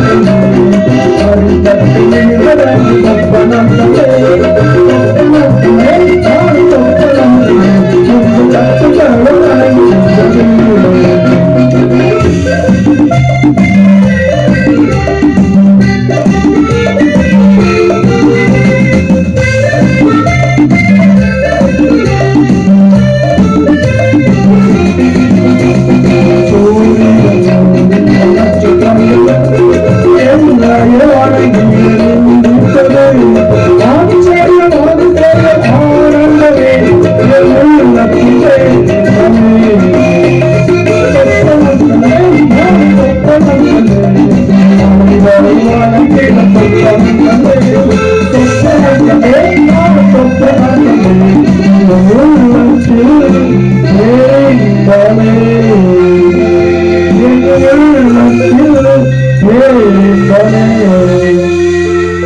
இதுக்கு எத்தனையோ பேர் சொப்பனம் காண்றது உண்டு. ஆனா இந்த யோசேப்புடைய சொப்பனம் அது அவனுக்கு நல்ல சந்தோஷத்தை கொடுத்துச்சு, அவனுக்கு களிப்பை கொடுத்துச்சு, அவனுக்கு ஆச்சரியத்தை கொடுத்துச்சு. என் மனைவியும் இருக்கிறா, திடீர்னு எழுப்பி விடுவா, எப்பா ஒரு பெரிய உருவம் பக்கத்துல யாருக்குது, நான் லைட்டை போட்டு பார்ப்பேன், மொபைலுக்கு டார்ச் அடிச்சு பார்ப்பேன், எந்த ஊரும் இருக்காது. என் மகாதான் சொல்றாண்டு என் மனைவிதான் சொல்றாண்டு பார்த்தேன். என் மகாவி இப்ப அப்படி என்ன செய்ய ஆரம்பிச்சுட்டா, எழுப்ப ஆரம்பிச்சுட்டா. இந்த பக்கத்துல இருந்து குடும்பம் பார்த்துட்டு இருக்காங்க பாத்தீங்களா? எங்க மாமியாருக்கு இதே வேலைதான். எதையாவது சொல்லி நைட்டு எங்க மாமனார தூக்கத்தை கலைச்சு விட்டுருவாங்க. ஆனா யோசிப்புடைய சொப்பனம் தூக்கத்தை கலைக்கிற சொப்பனம் இல்ல. அந்த சொப்பனம் யோசேப்புக்கு சந்தோஷம், அந்த சொப்பனம் யோசேப்புக்கு ஆச்சரியம், அந்த சொப்பனம் யோசேப்புக்கு ஆனந்தம். ஆனா அவன் சகோதரர்களோ ஏற்கனவே செவனத்தோத்துல இருக்கிறாங்க. இவன் கையில கிடைச்சா வெட்டி போட்டலான்னு இருக்கிறானுங்க. அவர்கிட்ட போய் சிமியோன், நீங்கெல்லாம் என்னைய சுத்தி வணங்கி நிற்பீங்க. அவன் என்ன டோன்ல சொன்னான்னு எனக்கு தெரியாது. எனக்கு ஏதோ கிடைச்ச நான் என்ன செய்யறேன் சொல்றேன். அப்படியோ சொல்லிட்டு இருக்கும்போது நீ எங்களை ஆளுவியோ, நீ எங்களை தரத்தர பண்ணுவியோ. உன் வயசு என்னடா? உன் வயசு என்ன? என் வயசு என்ன? ரூபன் வயசு தெரியுமா? சிமியோன் வயசு தெரியுமா? நாங்க என்னென்ன செஞ்சிருக்கோம் தெரியுமா? அதெல்லாம் தெரியாம சுண்டக்கா மாதிரி இருந்தீங்க. நீ என்ன செய்யலாம்? உங்க வீட்டுல சொல்லியிருக்காங்களா பாப்பா? அம்மாவை தெரியும். ஆமா, இப்படி நிறைய பேர் நம்ம பிள்ளைகளை சொல்லுவோம். எந்த பிள்ளைகளையும் அர்த்தமாய் எண்ண கூடாது. அதனால இயேசு கிறிஸ்து வசனத்தை சொல்லியிருக்காரு, இந்த சிறியரில் ஒருவரையும் அர்த்தமாய் எண்ணாதிருங்கள். அந்த யோசேப்பை பார்க்கும் போதெல்லாம் இந்த சகோதரர்கள் 10 பேருக்கும் ஒருத்தன் செல்லப்பள்ளி. யார் அது? பெண்ணிய மீன். வாழை மீன் தெரியும். இது யாரு? பெண்ணிய மீன். இந்த பெண்ணிய மீன் மட்டும் ரொம்ப பாசமுள்ள தம்பி. இவர் மீன் வாங்கினாருன்னா முழு மீனை தம்பிக்கு கொடுத்துருவாரு. இவர் சிக்கனை வெட்டினாருன்னா பெரிய சிக்கனை அவருக்கு கொடுத்துருவாரு. பெரிய மீனுக்கு எந்த கோபம் இல்லை. மற்ற 10 அண்ணனாலும் இவன் எப்படா சிக்குவான், இவனை எப்படா வச்சு செய்யலாம் அப்படி பார்த்துக்கிட்டு இருக்கிறாங்க. இப்படிப்பட்ட இந்த நாட்களில் இவன் 2வது ஒரு சொப்பனத்தை காணுகிறான். அந்த சொப்பனத்துல இன்னும் சந்தோஷமா சொல்றான், என் தகப்பனே, என் தாயே, நான் இன்னைக்கு ஒரு சொப்பனம் கண்டேன். அன்னைக்காச்சு 10 சகோதரர்களோட நிறுத்திக்கிட்டான். இப்ப கூட யாரை சேர்த்து கூட இருக்கான்? சூரியனையும் சந்திரன். பெரிய வழியை ஜெபத்துக்கு போனீங்களா? ஏசப்பா சிலுவையில அடிக்கப்பட்ட நேரத்துல சூரியன் என்ன செய்துச்சு? இருளடைஞ்சிட்டு. இங்க யாக்கோபுட்ட மாட்டிக்கிட்டு யோசேப்புட்ட மாட்டிக்கிட்டு சூரியன் என்ன பாடுபட்டுச்சோ தெரியல. சூரியனை சொப்பனத்துல இழுத்து வாராம், சந்திரனை சொப்பனத்துல இழுத்துட்டு வாராம். 10 பேரும் மட்டும்தான் கோபத்துல இருந்தாங்க. கோபத்துல இருக்கிறவங்க எண்ணிக்கை 12 மாறிடுச்சு. சொப்பனம். இந்த சொப்பனம் அந்த யோசேப்புடைய வாழ்க்கையிலே அவருக்கு ஒரு பகையை கொண்டு வந்தாலும் இந்த யோசேப்பு தைரியமாய் சொல்லுவதிலே சிறுவயதிலே தேர்ச்சி பெற்றிருந்தான். 17 வயதிலே யோசேப்பு தனக்கு தெரிந்த சொப்பனத்தை, தனக்கு கிடைத்த சொப்பனத்தை மிக தெளிவாக, மிக தைரியமாக தன் பெற்றோரிடத்திலும் தன் சகோதரர்களிடத்திலும் அவன் சொன்னான். இப்படிப்பட்ட இந்த சூழலில் ஒரு நாள் அவருடைய தகப்பனாகிய யாக்கோபு அழைக்கின்றார் இந்த யோசேப்பு. யோசேப்பு, இங்கே வா.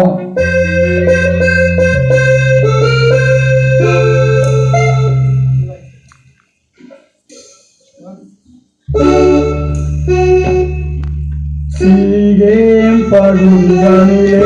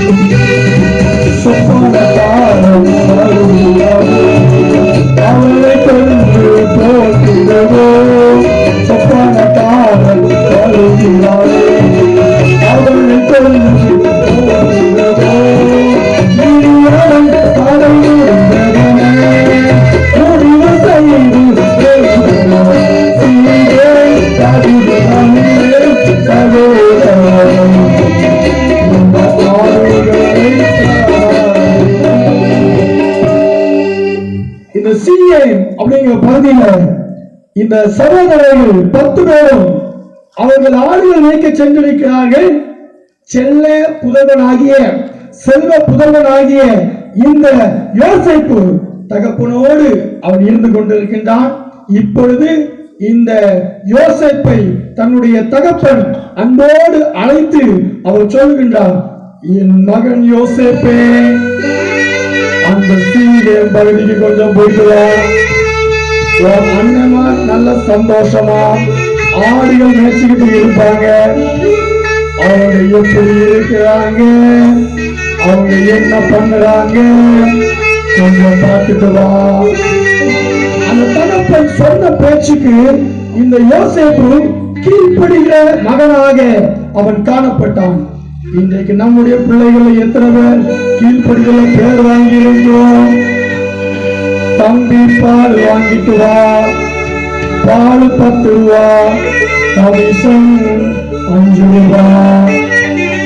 தம்பி ஒரு 5 முட்டை வாங்கிட்டு வா, 5 முட்டை 27 ரூபா, கமிஷன் 7 ரூபா. இன்னைக்கு இப்படி போய்கிட்டு இருக்கிற இந்த சமயத்துல யோசேப்புடைய வாழ்க்கை நமக்கு கற்றுக் கொடுக்கிற காரியம், இந்த யோசேப்பு தன் தகப்பனுக்கு கீழ்ப்படுகிறவனாய் காணப்பட்டான். இந்த உலகத்திலே முதலாவது பாவம் இந்த உலகத்திலே வந்தது எப்படி வந்துச்சுங்க? சேட்டை பண்ண கீழ்ப்படியாமலே என்ன வந்துச்சு? முதலாவது பாவமே வந்துச்சு. ஒரு 2 பேர் இருந்தாங்க. அவங்க 2 பேரும் ஒரு வீட்டுல நல்ல மருமகமா, ஒருத்தர் மூத்த மருமகன், இன்னொருத்தர் இளைய மருமகன். இந்த இளைய மருமகன் பெங்களூர்ல ஐடி கம்பெனில வேலை பார்க்கிறாரு. அவர் எப்போதெல்லாம் வீட்டுக்கு வராரோ, வீட்டுக்கு வராரோ, ஒரு நல்ல அழகான புல்லட் பைக்ல அழகா வருவாரு. அவர் அழகா வந்து நின்ற உடனே அவர் வீட்டுக்குள்ள வரையும் மாமா வெளியே போயிடுறார். எதுக்கு தெரியுமா? இருக்கிறதுலயே நல்ல வெடை கோழியா பிடிச்சி அந்த கோழியை கொண்டு வந்து என்ன செய்வாரு? தன் மருமகனுக்கு அந்த மனைவி மாமியார் நல்ல அழகா சமைச்சு கொடுப்பாங்க. இந்த மூத்த மருமகன் வீட்டுக்கு வருவாரு, 12 பஸ் பிடிச்சு வருவாரு, பெருங்குள்ள இறங்கி நடந்து வருவாரு. நேற்று வச்ச ரசமும் இப்ப வச்ச துவையலும் இருக்குது.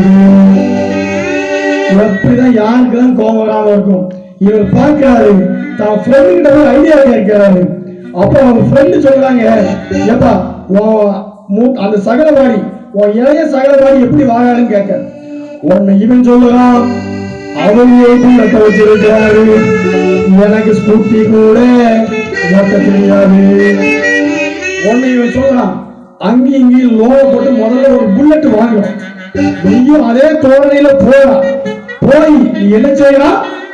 அப்படியே அங்கே உன் மாமா வீட்டுக்கு போகல, அவனுக்காச்சும் கோயில வச்சாலும் உனக்கு என்ன செய்யணும்?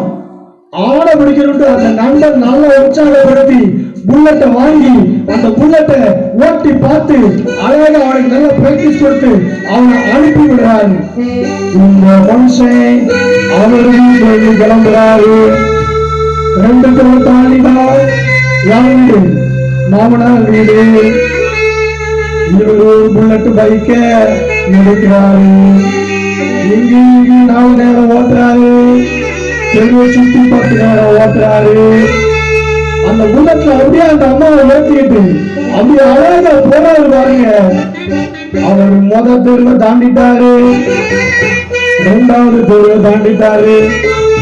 அங்க டீக்கடையில இருக்கிற எல்லாரும் மூக்கு மேல வேலை வச்சு அவங்க பாக்குறாங்க, ஏன் நம்ம பாஸ்கர் மருமகனா இது? அதை கேட்டவர்கள் கூட கொஞ்சம் அப்படியே அந்த டீக்கடையை ஒரு 4 ரவுண்ட் அடிக்கிறாரு. அடிச்சுட்டு மாமனார் தெருவுல வந்துட்டாரு. மாமனாரு சிலத்துல தோணை பிடிச்சிட்டு நிற்கிறாரு. மாமனாரை பார்த்த உடனே இவருக்கு ஒரு கத்து, இந்த ஓய் நான் வந்தா எனக்கு ரசம் போல, இன்னைக்கு நான் வர்ற தோழனை பார்த்துட்டு நீ ஆடை பிடிச்சு வரல, உண்மையை ஆட வைக்கிறேன் அப்படின்னு சொல்லிட்டு மனசுல நினைச்சுக்கிட்டு அப்படியே வாரா ஏற குறைக்கிறான். வீடு பக்கத்துல வந்துட்டு மாமனார் பார்த்துக்கிட்டு நிற்கிறாரு. மனைவி பைக்ல உட்கார்ந்து இருக்கிறாங்க. பக்கத்துல வரையும் மாமனார் பார்த்ததுல இவனுக்கு ஆக்சிலரேட்டர் எது பிரேக் எது சந்தேகமான ஆக்சிலரேட்டர் ஒரு திருச்சி திருக்கிறாரு. மாமனார் மேல ஏற்றிட்டாரு. கிடைச்ச ரசம் சோறும் அன்பான சீகேன் பகுதியிலே தலை உள்ளவர்கள்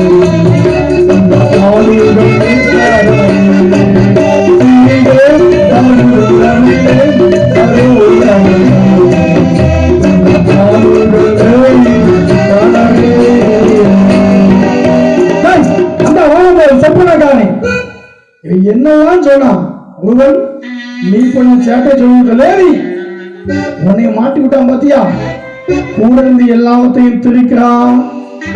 இவன் 10% கோபத்துல இருக்கவன் 50% ஆக்கி விட்டான். இவன் 40% கோபத்துல இருக்கவன் 100% ஆக்கி விட்டுட்டான். எல்லாவனும் பயங்கர கோபத்துல இருக்கிறானுங்க. இந்த யோசேப்பு அழகாக பாட்டு பாடிக்கொண்டு அழகாக சிரித்துக் கொண்டு ஒருவேளை யோசேப்புடைய காலத்துல பெட்மாஸ் தாத்தா இருந்திருந்தாங்கன்னா யோசப்பா என்ன செய்யிருப்பாரு? யோசேப்பு இயேசு நீங்க இருக்கையில நாங்க சோறு போடவில்லை. இயேசு நீங்க இருக்கையில நாங்க சோறு போடவில்லை. நீங்க எல்லாமே காத்துக்கொள்ளுங்க. நீங்க எல்லாமே காத்துக்கொள்ளுங்க. நீங்க எல்லாமே காத்துக்கொள்ளுங்க.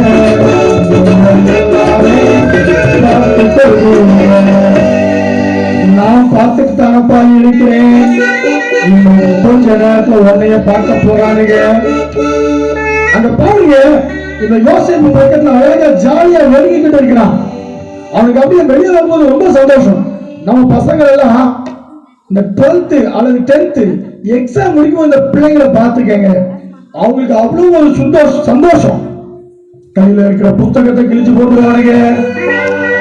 பேனாவில் இருக்கிற இங்கு காலியாக வரைக்கும் எல்லாரும் வேலையும் தெரிச்சு விட்டுட்டு வந்துடுவானுங்க.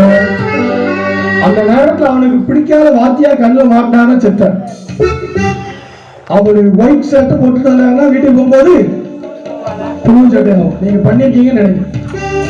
கர்த்தருக்கு ஸ்தோத்திரம். இந்த யோசேப்பு பக்கத்துல வருகின்றான்.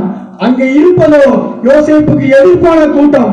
ஆனால் யோசேப்பு இது பாசமுள்ள கூட்டம் என்று அங்கே வந்து கொண்டிருக்கின்றான். அங்கே நீங்கள் வசனத்தை வாசிக்கலாம். ஆதியாகமம் 38ஆம் அதிகாரத்தின் 20வது 37ஆம் அதிகாரத்தின் 20வது வசனம்.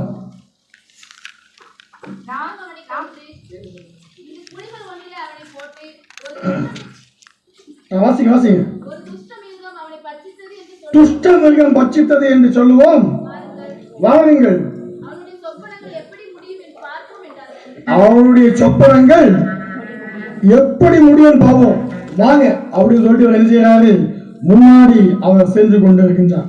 எனக்கு அருமையான தேவ ஜனமே, இன்னைக்கு நம்மை கூட எத்தனையோ பேர் அவர்கள் நம்மை பரியாசம் பண்ணலாம். இந்த உலகத்துல இருக்கிற இடம் தெரியாம உன்னையே பண்ணிடுவேன்னு சொல்லலாம். ஆனால் ஆண்டவருடைய திட்டம் அங்கே வேறாக இருக்கிறது. இந்த யோசேப்பு தன்னுடைய தகப்பனுக்கு கீழ்ப்படிந்து அவன் நடக்கிறவனாய் இருக்கின்றான். கீழ்ப்படிந்து வருகின்றான். ஆனால் கீழ்ப்படிந்து வந்த வழியிலே அவனுக்கென்று 4 போராட்டங்கள் காத்திருக்கிறது. ஒவ்வொரு போராட்டங்களும் ஒவ்வொரு விதமாக இருக்கிறது. அந்த முதலாவது ரூபன் ஒரு ஐடியா கொடுக்கிறார். எப்பா அவனை நம்ம வேற ஏதாவது செஞ்சோம், அப்பாவுக்கு நம்ம என்ன செய்யணும்? பதில் சொல்லணும். அப்பா நம்மளை துளைச்சி கட்டிடுவாரு.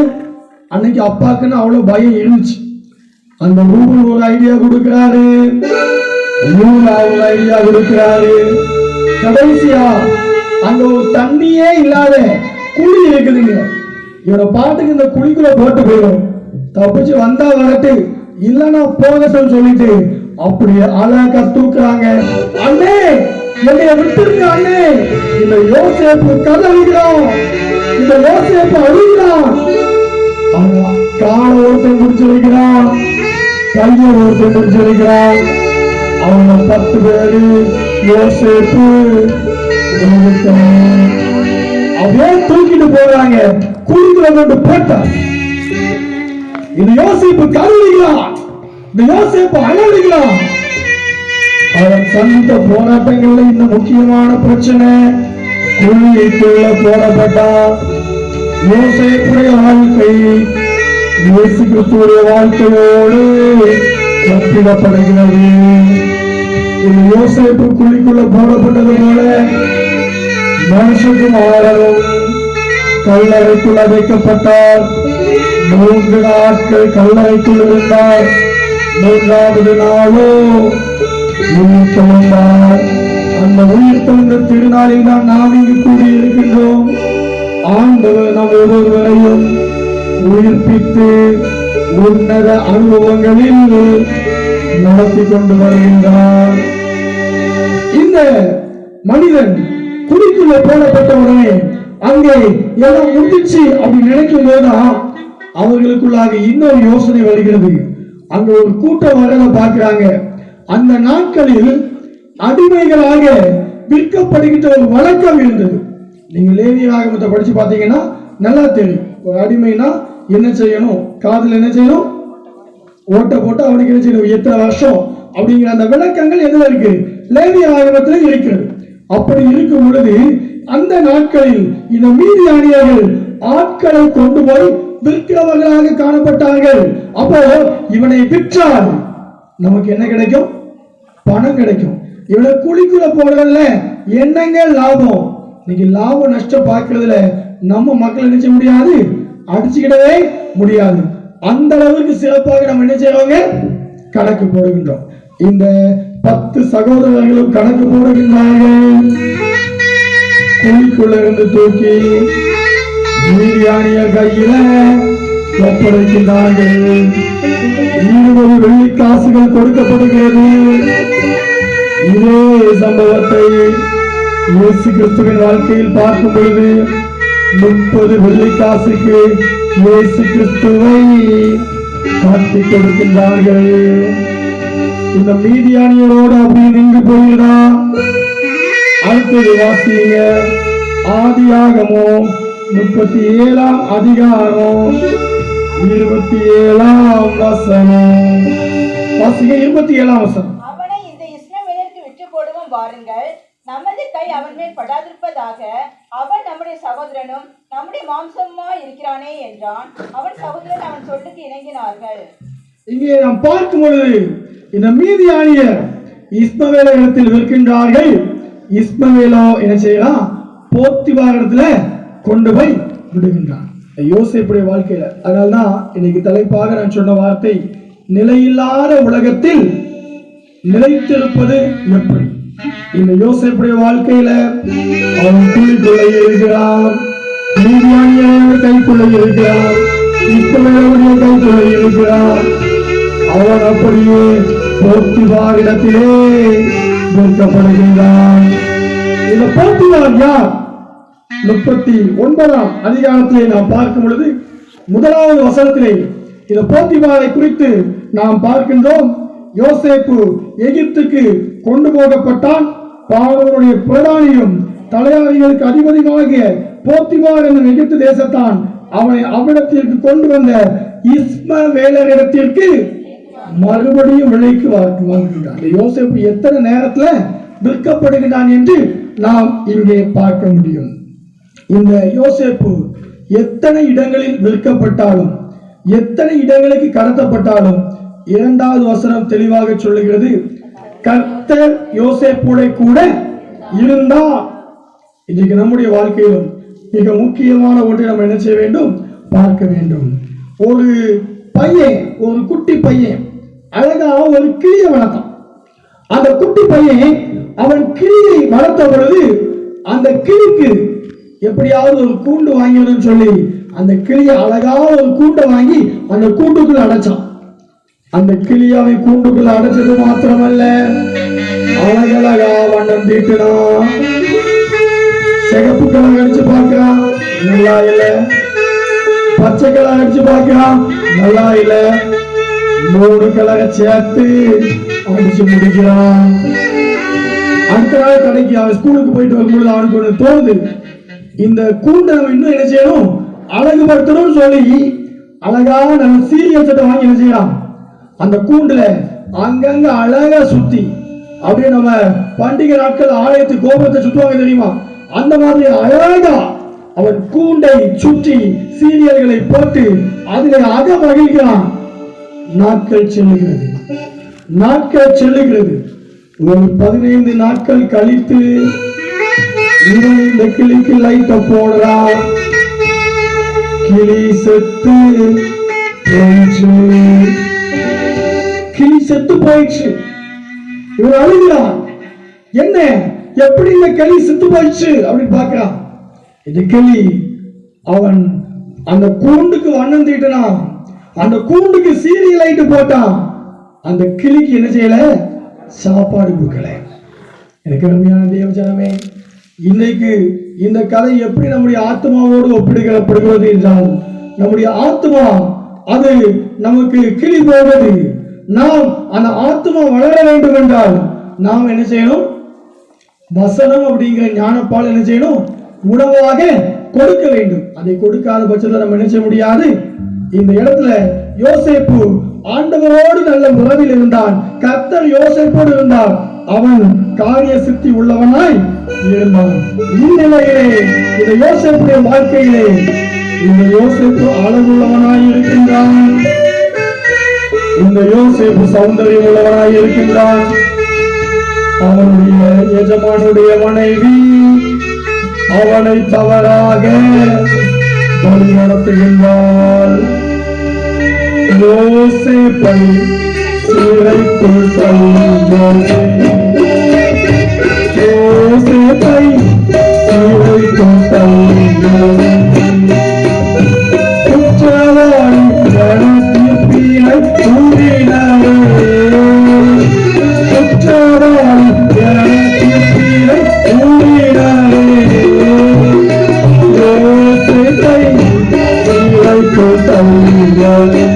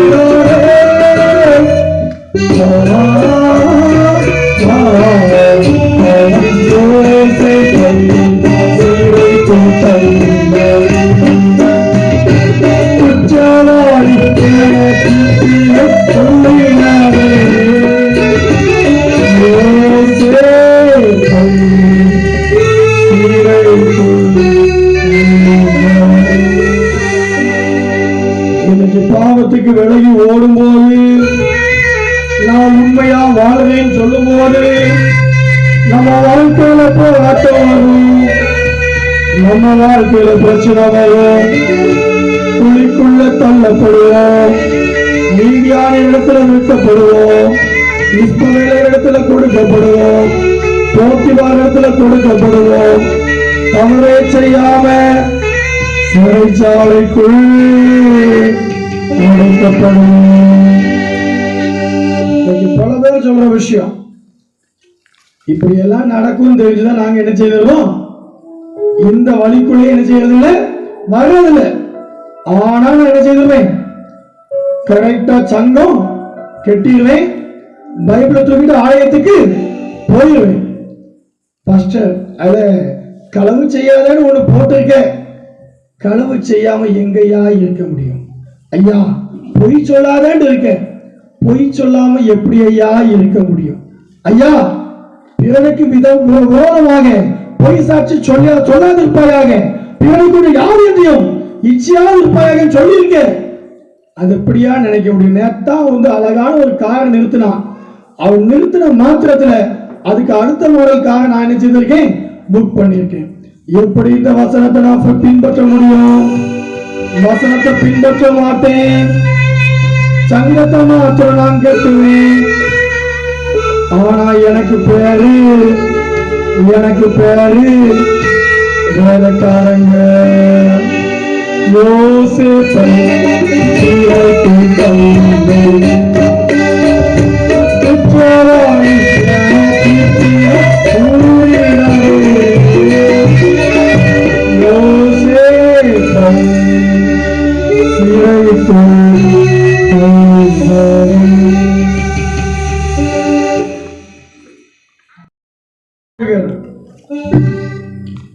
அவருக்கு டாமி அப்படின்னு அழகான ஒரு நாய் இருந்துச்சு. அப்ப அந்த டாமிங்க நாய் அவர் எப்போ வெளியே போனாலும் அதை பிடிச்சி அழகா கட்டி வச்சுட்டு போயிடுவார். அப்ப அந்த நாயால எந்த தொந்தரவும் இல்லாம இருந்துச்சு. இந்த மாதிரி கடாச்சபுரம் மாதிரி ஒரு அழகான ஒரு இடத்துல அந்த ஐயா ஊழியம் பண்ணிட்டு இருக்கிற காலத்துல ஒரு நாள் என்ன பண்ணிட்டாப்புல, அவங்க அந்த நாயை கெட்டாம என்ன செஞ்சுட்டாங்க, சர்ச்சுக்கு போயிட்டாங்க. இப்ப அந்த சர்ச்சுக்கு போய் ஐயா பிரசங்கத்தை கொடுக்க ஆரம்பிக்கிறாங்க. இந்த நாய் வீட்டை விட்டு என்ன செய்து வெளியே ஓடிச்சு. இந்த நாய் வெளியே ஓடினோடனே தெரு தெருவா பார்க்குது, இந்த தெருவில் ஐயா இருக்காங்களா, இந்த தெருவில் எங்க ஐயா இருக்காங்களா, இந்த தெருவில் எங்க ஐயா இருக்காங்களா அப்படி தேடி தேடி பார்த்து ஐயோ ஐயா மாதிரி அழகா சூப்பரா சத்தத்துல என்னையோட அழகா ஐயா போடுவாங்க. நம்புறேன் அங்க குழாயில பாட்டு சத்தம் கேட்குது. இதை நாய் கண்டுபிடிச்சிட்டு நம்ம மக்கள் கூட கண்டுபிடிக்க மாட்டாங்க. ஐயாவுக்கு வேலை இருக்கு, அவர் ஆகாத நடத்தினால அவருக்கு சம்பளம் வரும், அவர் நடத்திக்கிட்டு போகட்டு. அந்த நாய் அப்படி இல்லை, அது சுடு கூடுன்னு சர்ச்சை பார்த்து ஓடி வந்துச்சு. ஐயா அப்பதான் பிரசங்கத்தை ஆரம்பிக்க போறாங்க. 2 வார்த்தை பேசியிருக்காங்க. இந்த நாய் வாசல்ல நிக்குது. ஐயா போன்னு சொல்றாங்க. அது மண்டபத்து பக்கத்துல வந்துடுச்சு. ஐயா மறுபடியும் போன்னு சொல்றாங்க. புல்பீட்டு பக்கத்துலயே வந்து போச்சு. உடனே அந்த ஐயா அந்த நாய் காதை பிடிச்சு அப்படியே அதுல ஒரு பெல்ட் இருந்துச்சு, வெளியே கூட்டு வந்து நமக்கு இந்த பக்கத்துல நான் கதையை ஏற்பாடு பண்ண மாதிரியே வேப்ப மரம் இருக்கு பாருங்க, அந்த வேப்ப மரத்துல அழகா கட்டி வச்சுட்டு ஐயா உள்ள வாராப்புல. இந்த மக்கள் எல்லாம் ஐயாவையே பாக்குறாங்க, நாயையே பாக்குறாங்க, வேப்ப மரத்தையே பார்க்காங்க. ஐயா பிரசங்க வீட்டுக்கு வந்துட்டாங்க. இப்ப நான் எங்க விட்டேன்? ஐயா வேப்ப மரத்துக்கிட்ட விட்டீங்க. ஐயா கேட்டது பிரசங்கத்தை நான் எதுல விட்டேன்? மக்கள் சொன்னது நாய ஐயா எங்க விட்டாங்க. இப்ப நான் ஒரு கேள்வி கேட்கலான்னு ஆசைப்படுறேன். அம்மா நான் எங்க விட்டேன்? ஐயா நான் எங்க விட்டேன்?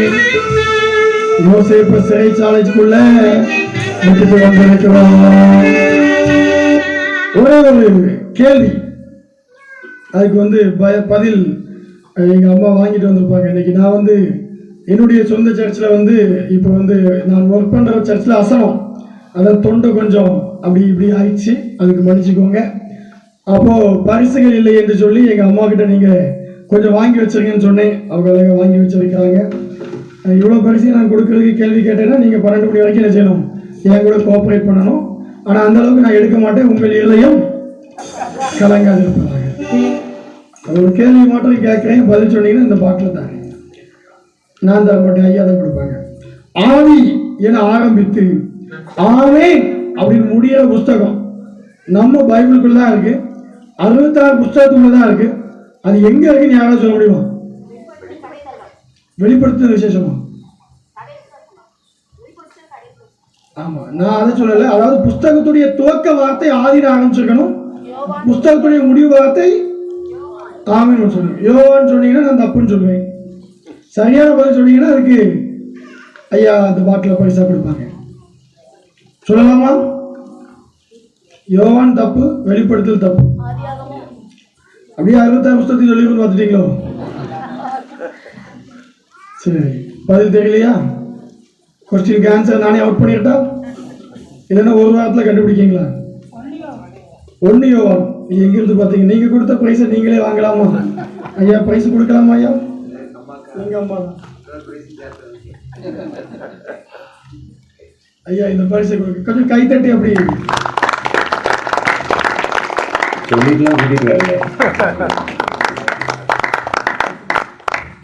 இன்னொரு கேள்வியை, இது குட்டி பிள்ளைங்க, எனக்கு எங்கே போனாலும் இந்த பிள்ளைங்களை கொஞ்சம் பிடிக்கும். பிள்ளைங்க நல்லா ஆலயத்துக்கு வருது, ஆண்டவர் கொடுக்க பெரிய ஆசீர்வாதம். ஆகையினால பெரிய ஆட்கள் யாரும் இதுக்கு சொல்ல வேண்டாம். இதில் இருக்கிற இந்த பசங்க 12க்கு கீழே இருக்கிற யாராக இருந்தாலும் நினைச்சீங்க பதில் சொல்லுங்க, கண்டிப்பாக உங்களுக்கு பரிசு உண்டு. நம்முடைய பைபிள் எழுதி தரக்கூட பைபிள் க்ளோஸ் பண்ணிக்குவாங்க, சரியா? நம்ம பைபிளில் 66 புஸ்தகம் ஓடியே வந்துட்டாங்க. ரொம்ப சந்தோஷம்பா, உங்களுடைய ஆர்வம் என்னை மெய்சிலிருக்க வைக்கிறது. 66 புஸ்தகத்துல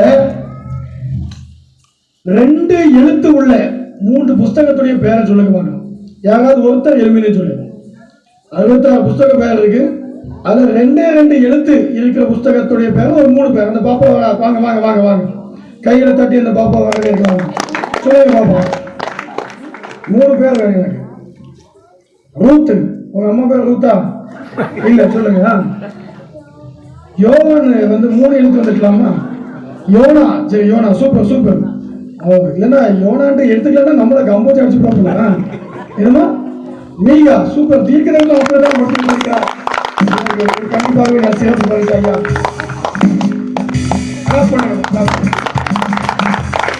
சரி, இவங்க மக்களுக்கு இன்னும் ஒரே ஒரு கேள்வியை வைத்து விட்டு நேராக நம்முடைய கதைக்கு யோசேப்பு சிறைச்சாலையிலிருந்து மீட்கிறதுக்கு வேலையை நினைச்சோம் நம்ம பார்க்கலாம். அடையாள அட்டை நமக்கெல்லாம் இருக்கு, அப்படித்தானே? அந்த அடையாள அட்டையின் பெயரை உடைய மாதத்தில் அடையாளமே இல்லாமல் போன ஒரு நபருடைய பெயர். அடையாள அட்டையின் பெயரை உடைய மாதத்தில், அப்படி ஒரு மாதம் ஜனவரி பிப்ரவரி தேடி பார்த்தீங்கன்னா கிடைக்காது. அதுக்கு நீங்க யூத கேலண்டர் எடுத்து பார்க்கணும்.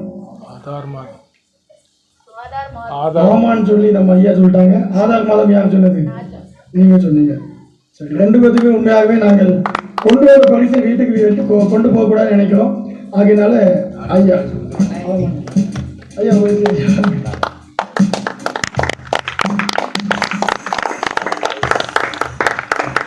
இப்படியாக எப்படி விட்டோம் என்பதில் நாம் சந்தேகம் இல்லாமல் நம்முடைய வாழ்க்கையில் எத்தனை பிரச்சனைகள் நாம் சில காரியங்களை விடும்படியாக வைத்தாலும் நாம் தொடர்ந்து செய்வதுதான் இந்த நிலையற்ற உலகத்தில் ஆண்டவரோடு நிலைத்திருக்கிற அனுபவம். இந்த யோசேப்பு அவர் நிலைத்து இருந்தால் போத்திபார் அவருக்கு சிறைச்சாலையிலும் சிறப்பான பொறுப்பை கொடுத்தார். சிறை காவலில் இருந்த அந்த காப்பாளன் அவனுக்கு கூட சில பொறுப்புகளை கொடுத்திருக்கின்றார். அங்கே பொறுப்புகளை பெற்றுக்கொண்ட இந்த யோசேப்பு அவர் அங்கேயும் சும்மா இல்லை, அங்கேயும் அவர் ஊழியம் பண்ண ஆரம்பிச்சிட்டார். இந்த யோசேப்பு என்ன செய்தார் தெரியுமா?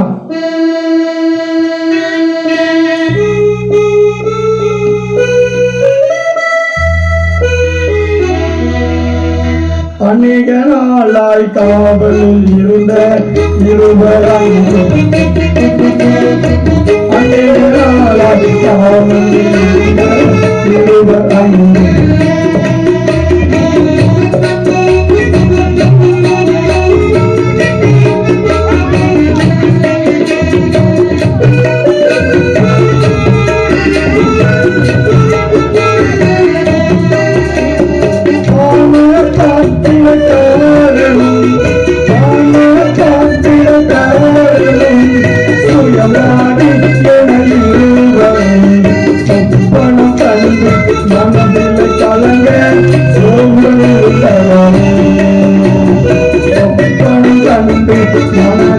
கலங்கி அன்னையதான காவலில் இருந்த இருவர் அழுத்தும்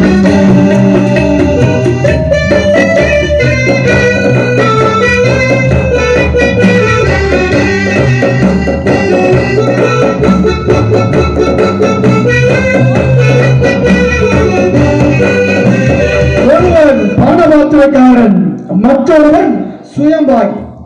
இந்த யோசேப்புடைய சரித்திரத்துல 3 முறை நீங்கள் சொப்பனத்தை பார்க்க முடியும். ஒவ்வொரு முறையும் எப்படி ஒரு தோசையை திருப்பி போட்டா 2 பக்கமும் நல்லா வெந்திருக்குமோ அதே மாதிரி 2 முறைகள் சொப்பனங்கள் வந்திருக்கிறது. யோசேப்புக்கு முதலாவது சொப்பனம் 2 முறை வந்தது. இங்கே 2 பேருக்கு தனித்தனியாக 2 சொப்பனங்கள் ஒரே போல கொடுக்கப்பட்டிருக்கிறது. சரி, அந்த சொப்பனம் என்ன, அதுல என்ன நடந்துச்சு அத ரொம்ப டீட்டெயிலா நம்ம பார்க்காமல், அதுல ஒருவனுக்கு பாசிட்டிவா சொப்பனம் வந்துச்சு, மற்றொருவனுக்கு நெகட்டிவா சொப்பனம் வந்துச்சு. 2 பேருடைய சொப்பனமும் அங்க யோசேப்பு பார்க்கிறான். 2 பேர் கலக்கத்துல இருக்காங்க. இன்னைக்கு நம்ம மக்கள் என்ன பண்ணுவாங்க தெரியுமா? டெட் எக்ஸாம் எழுதிட்டு வந்தாங்க. வந்துட்டு அந்த எழுதின பிள்ளைகளை நினைச்சீங்கன்னா ரொம்ப பரிதாபமான நிலை. அதுக்கு ஆன்சர் ஒவ்வொரு யூடியூப்ல தேடுவாங்க. 150 கேள்வி இருக்கும். அந்த 150 கேள்வியையும் ஒரு யூடியூபை பார்த்து நல்ல அழகா நம்ம குறிச்சிருக்கிறது சரியா தப்பாட்டு 150க்கும் 2-3 மணி நேரம் உட்கார்ந்து சரி பார்த்ததுக்கு அப்புறம் அங்கிருந்து ஒரு கைட்லைன் வரும். அந்த யூடியூப்ல போடப்பட்டது எல்லாமே தப்பான ஆன்சர். நாம நினைக்கிறது ஒண்ணு, நடக்கிறது மற்றொன்று. இன்னைக்கு சாதாரண ஒரு நிலையில ஹார்ட்டுக்கு இசிஜி எடுக்க ஒருத்தங்க போயிருப்பாங்க. இந்த ஹாஸ்பிட்டல்ல போனா உயிர் போகாம பாடியை வெளியே அனுப்ப மாட்டான். அவன் இசிஜி தான் எடுக்க போனா அதுக்குள்ள மணி அடிக்கிற வரைக்கு என்ன நடக்குமோ அத்தனையையும் இங்கே யோசேப்புடைய வாழ்க்கையிலும் இந்த 2 பேரை சந்திக்கின்றான். இருவரும் கலக்கத்துடன் இருக்கின்றனர். அதுல யாரை கலக்கிறான்னு நமக்கு தெரியாது. ஆனா 2 பேரும் கலக்கத்துல இருக்கிறாங்க. இந்த கலக்கத்துல இருக்கிறவர்களுக்கு இவர் உதவி செய்கின்றார்.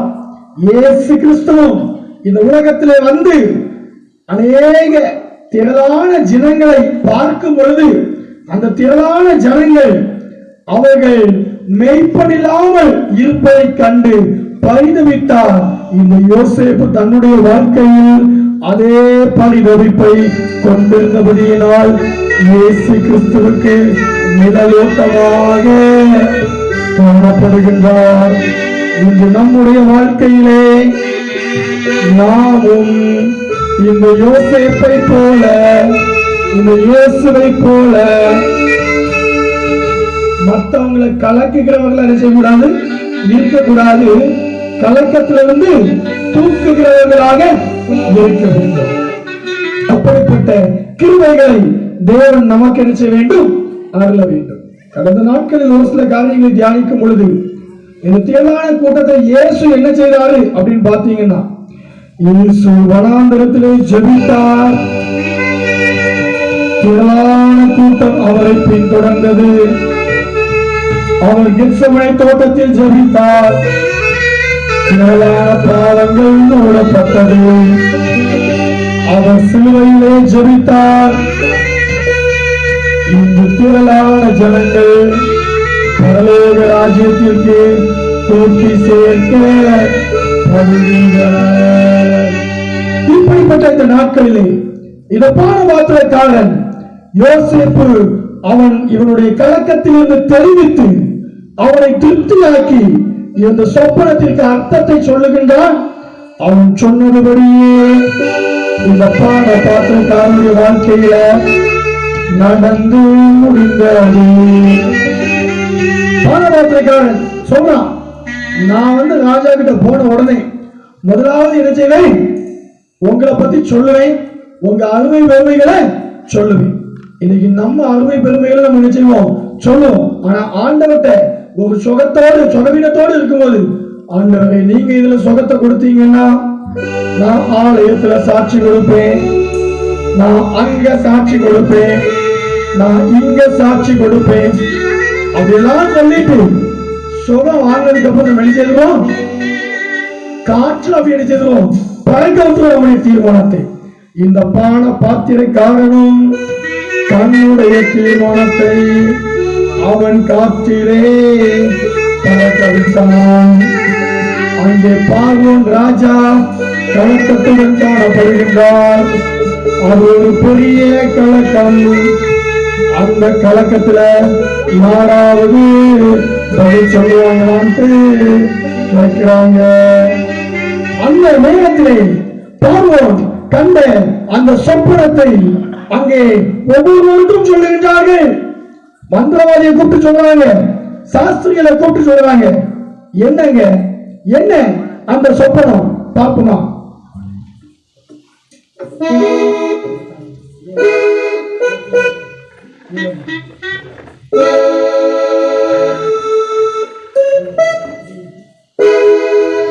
அழகான பசுக்கள், புஷ்டியான பசுக்கள்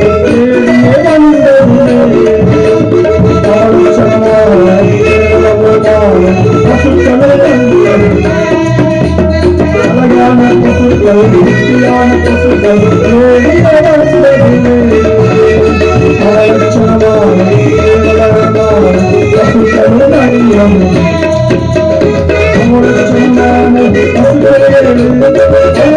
பசுக்களை வச்சுட்டாரே.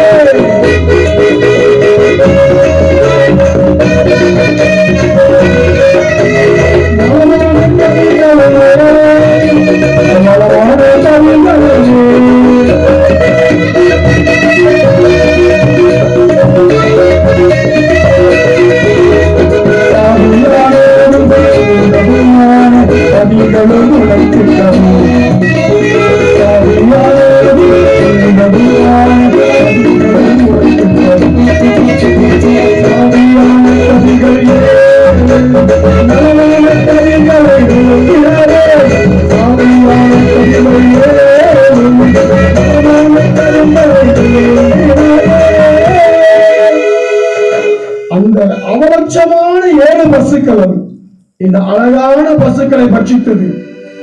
அந்த சாவியான கதிர்கள் 7 இந்த நலமான கதிர்களை விளங்கினது. அந்த சொப்பனத்தை கண்டு ராஜா கலங்குகின்றார். ராஜா அழைக்கின்றார், யாராவது உண்டா, யாராவது எனக்கு இந்த சொப்பனத்தின் அர்த்தத்தை சொல்ல முடியுமா என்று பார்க்கும் பொழுதுதான் இந்த பானபாத்திரக்காரன் நினைக்கிறான்.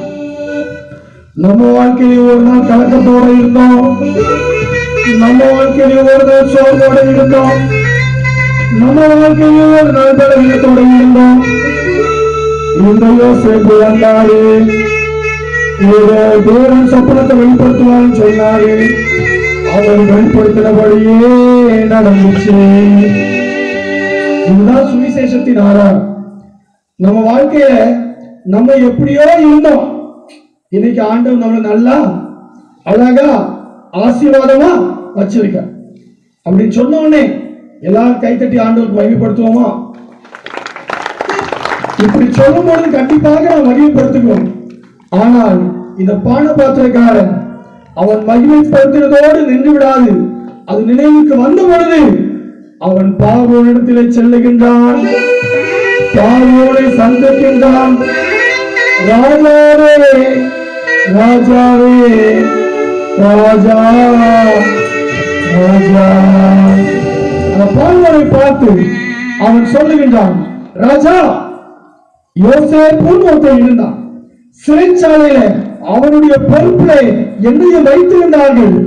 அப்பொழுது நாங்கள் மிகுந்த கவலையோடு இருக்கும் பொழுது அந்த யோசேப்பு எங்களுடைய கவலைகளை தீர்ப்பவனாக அவன் அங்கே அந்த சொப்பனத்திற்கு சரியான அர்த்தத்தை சொன்னான் என்று சொல்லப்பட்டவுடன் பார்வோன் என்பவன், பார்வோன் என்றால் பெரிய வீடு என்ற அர்த்தம்.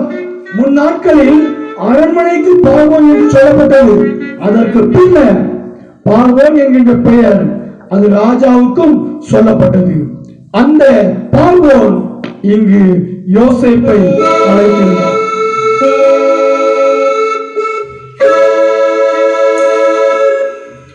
பார்வோனும் கலக்கத்தினை போக்கிட அனைவரும் வந்தனரே.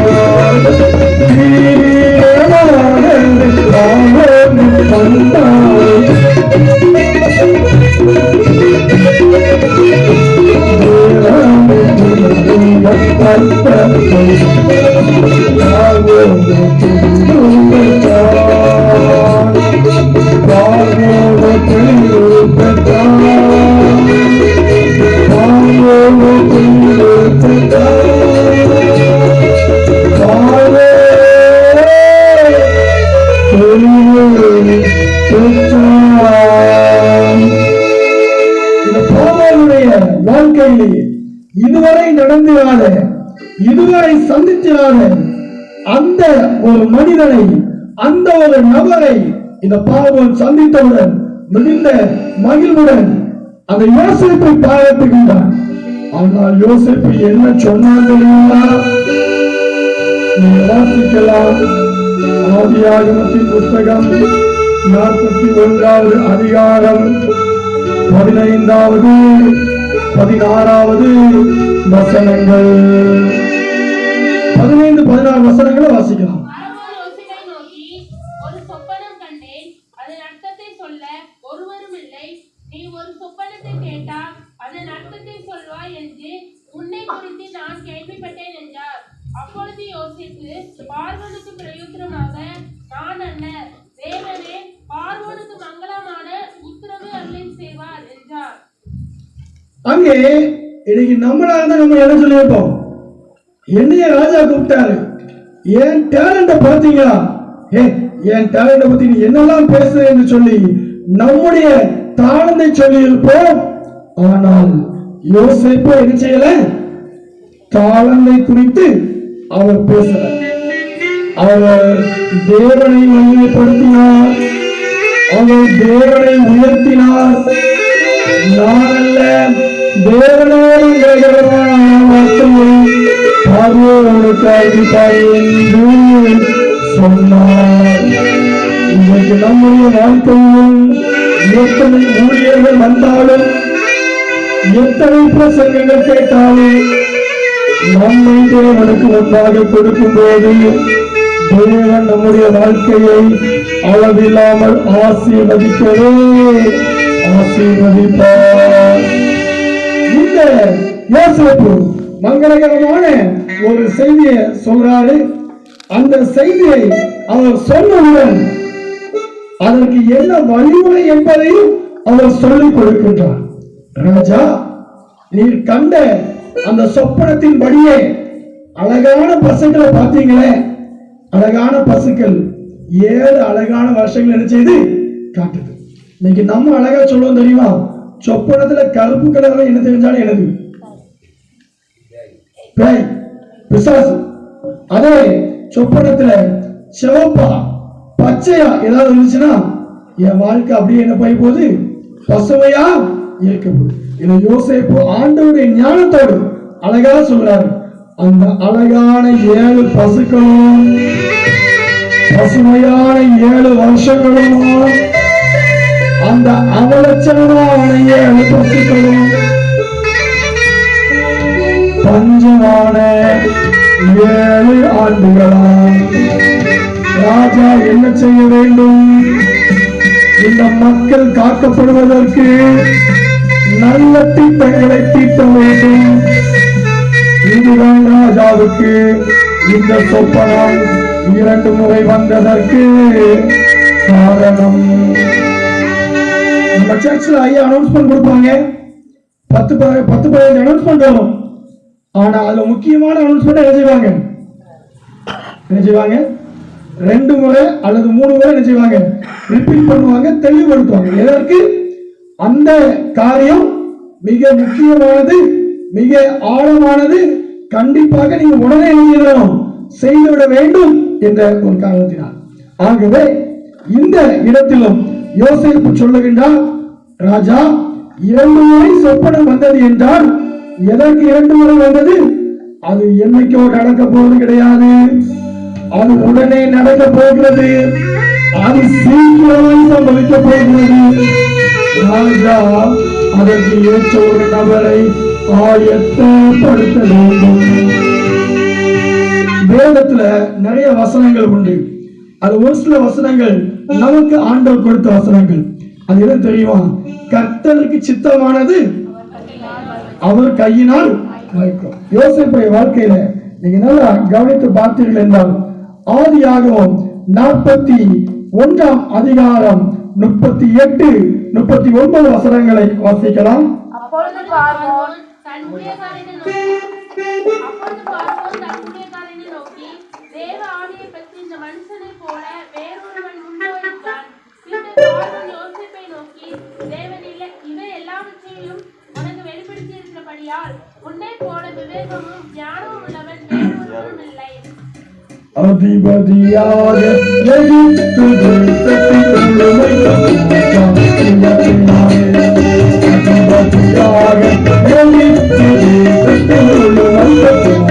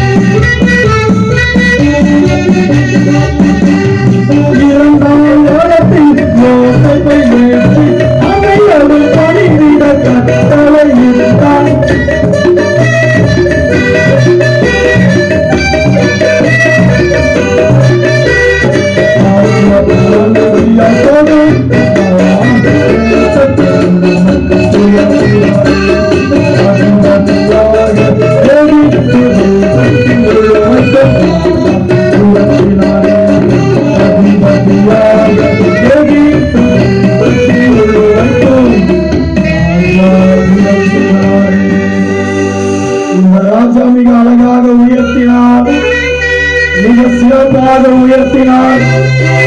அந்த தேசத்திலே உயர்ந்த நிலையை யோசேப்புக்கு கொடுத்தார்.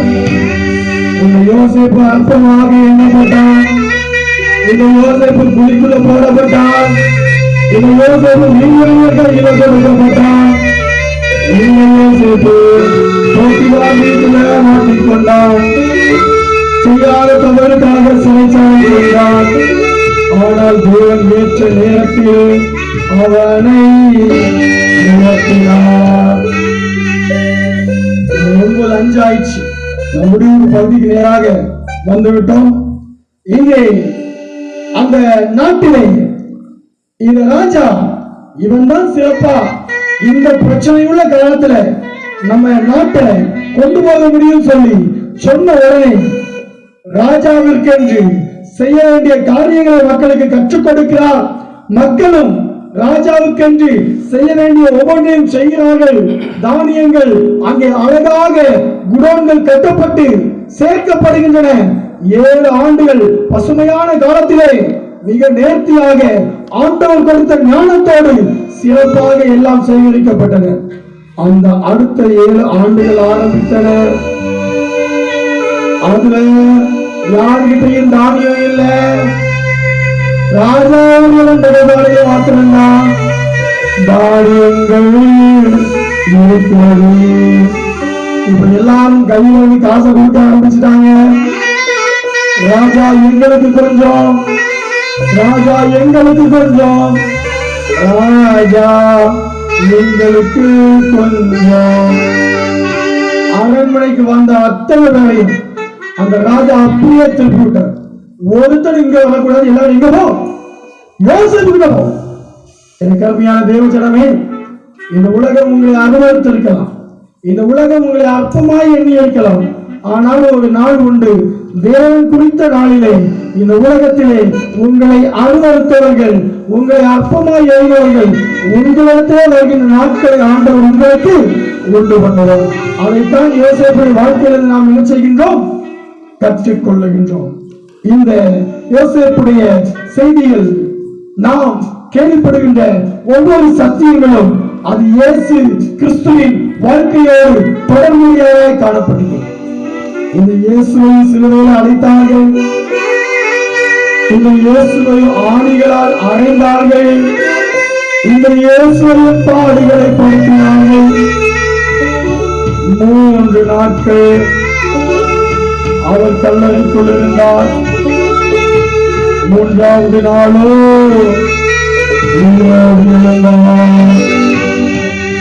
நம்முடைய வாழ்க்கையிலும் அந்த உயிரோடு ஏற்படுகிற அந்த அனுபவத்துக்கு நேராக ஆண்டவர் நம்மை அழைக்கின்றார்.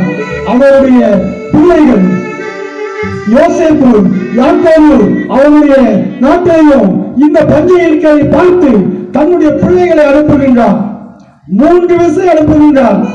அங்கே 1வது விசை போகும்போது அவர்கள் சிமியோனை பிரித்து வைத்துக் கொள்ளுகின்றனர். 2வது விசை போகும்போது பெண்ணியனை விட்டு கொள்ளுகின்றனர். இந்த நேரத்தில் யோசேப்பு சோதிக்கிறாரு. என்னைய தூக்கி கூலியில போட்ட மாதிரி பெண்ணியை போட்டுட்டு போனாங்களா இல்லையான்னு பார்க்கிறதுக்கு யோசேப்பு சோதனையை வைக்கின்றார்.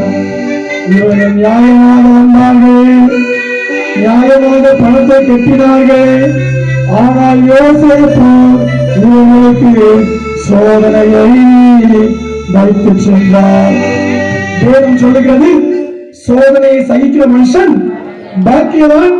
சோதித்து அவன் எல்லாம் பார்க்கப்பட்ட பின் என்ன செய்வான், அவன் பொன்னாக விளங்குவான். ஆகையினால யோபு ஐயாவுடைய காலத்துல யோபு அப்படிங்கிற பெயரை நாம் மனதிலே வைத்துக் கொள்வோம்.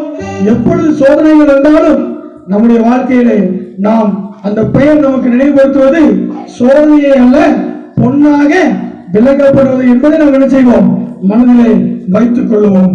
இந்த யோசேப்பு அவரை கண்டுபிடிக்கிற அந்த நாளிலே அங்கே அரண்மனையிலே ஒரு மிகுந்த மகிழ்ச்சி உண்டாயிற்று. யோசேப்புதான் என்ற உண்மை சகோதரர்கள் அறிந்தனரே. கிட்ட வந்து சத்தம் போட்டு கலக்கத்துடன் அங்கு கண்டார்.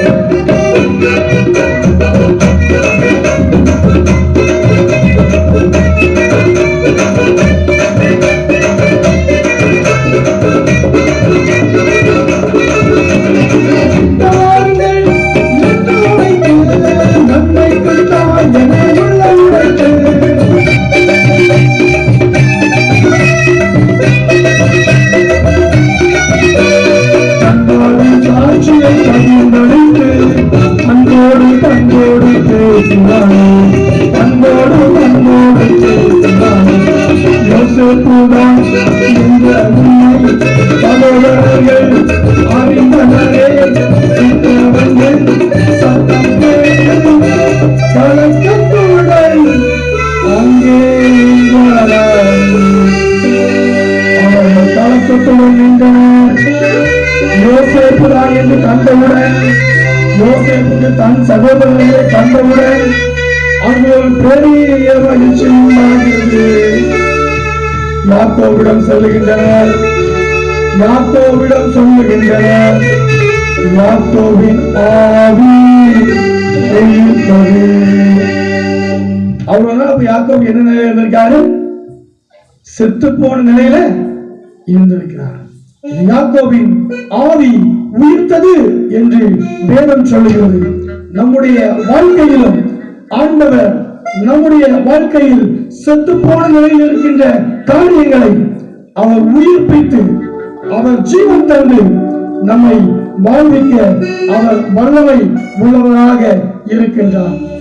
யாக்கோபும் அவர் மரித்து போகின்ற வேளையிலே அவருடைய சகோதரர்கள் அவர்கள் மிகுந்த பயம் அடைகின்றனர்.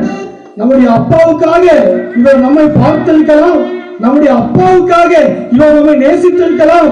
இப்போ அப்பாவும் போயாச்சு, இனி என்ன நடக்க போகுது?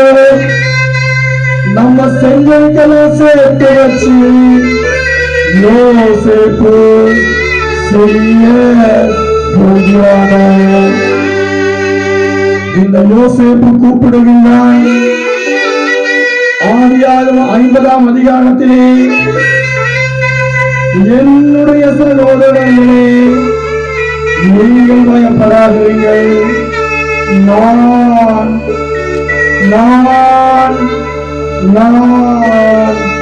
தேவனா. நான் தேவனா? நான் தேவன் கிடையாது. உங்களை மன்னிக்கிறதுக்கு நான் யாரியா? நான் தேவன் கிடையாது. உங்க மேல எந்த கோபமும் இல்லை. பெருந்தன்மையாக எல்லாவற்றையும் சகித்தவனாக பொறுமைசாலியாக குணசாலியாக அவன் காணப்பட்டான். இயேசு கிறிஸ்துவும் தன்னை அடித்தவர்களை, தன்னை அறைந்தவர்களை, தன்னை துப்பினவர்களை, தன்னை பரியாசம் செய்தவர்களை சிலுவையில் அதோட பாடுகளுக்கு மத்தியிலே, பிதாவே இவர்களுக்கு மன்னியும், தாங்கள் செய்கிறது இன்னதென்று அறியாது இருக்கிறார்களே என்று அவர் சொன்னார். யோசேப்பின் வாழ்க்கை இயேசு கிறிஸ்துவின் வாழ்க்கைக்கு அது உயிரோட்டமாக நிலவோட்டமாக காணப்படுகிறது. அதை காண்கிறதோடு இன்று நம்முடைய வாழ்க்கை முடிந்துவிடக் கூடாது. நம்முடைய வாழ்க்கையில் அந்த உயிரோட்டம் காணப்படுவதற்காகவே ஒவ்வொரு ஆண்டும் இந்த ஈஸ்டர் பண்டிகையை நாம் கொண்டாடுகின்றோம். நாம் ஏதோ வந்தோம், ஒரு சரித்திரத்தை கேட்டோம் என்று முடித்து விடாமல், இந்த யோசேப்புடைய வாழ்க்கை, இந்த இயேசு சிலுவையில் பேசின வார்த்தை இன்று என்னுடைய வாழ்க்கையில் காணப்படுகிறதா? அவரிடத்தில் காணப்பட்ட அதிசயங்கள், அவரிடத்தில் காணப்பட்ட பொறுமை இன்று என்னிடத்தில் காணப்படுகிறதா என்று பார்க்க வேண்டும். அப்படி நாம் பார்க்கும் பொழுது நம்முடைய வாழ்க்கையிலும் நாம் ஏதோ வாழ்கிறோம் என்று இல்லாமல் ஆண்டவர் கொடுக்கிற ஆசீர்வாதங்களை நாம் பெற்றுக்கொள்ள முடியும். ஆண்டவருடைய சமூகத்திலே நம்மை அர்ப்பணிப்போம். அவர் நமக்கு கொடுக்கிற மேன்மையான அந்த வாழ்க்கையை நாம் பெற்றுக்கொள்வோம்.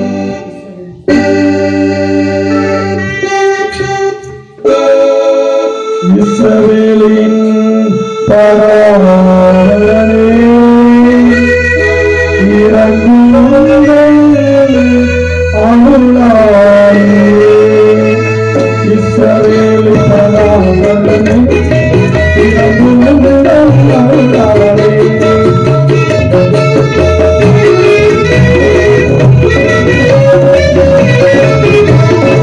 சுத்தமாய் சுத்த பொருள்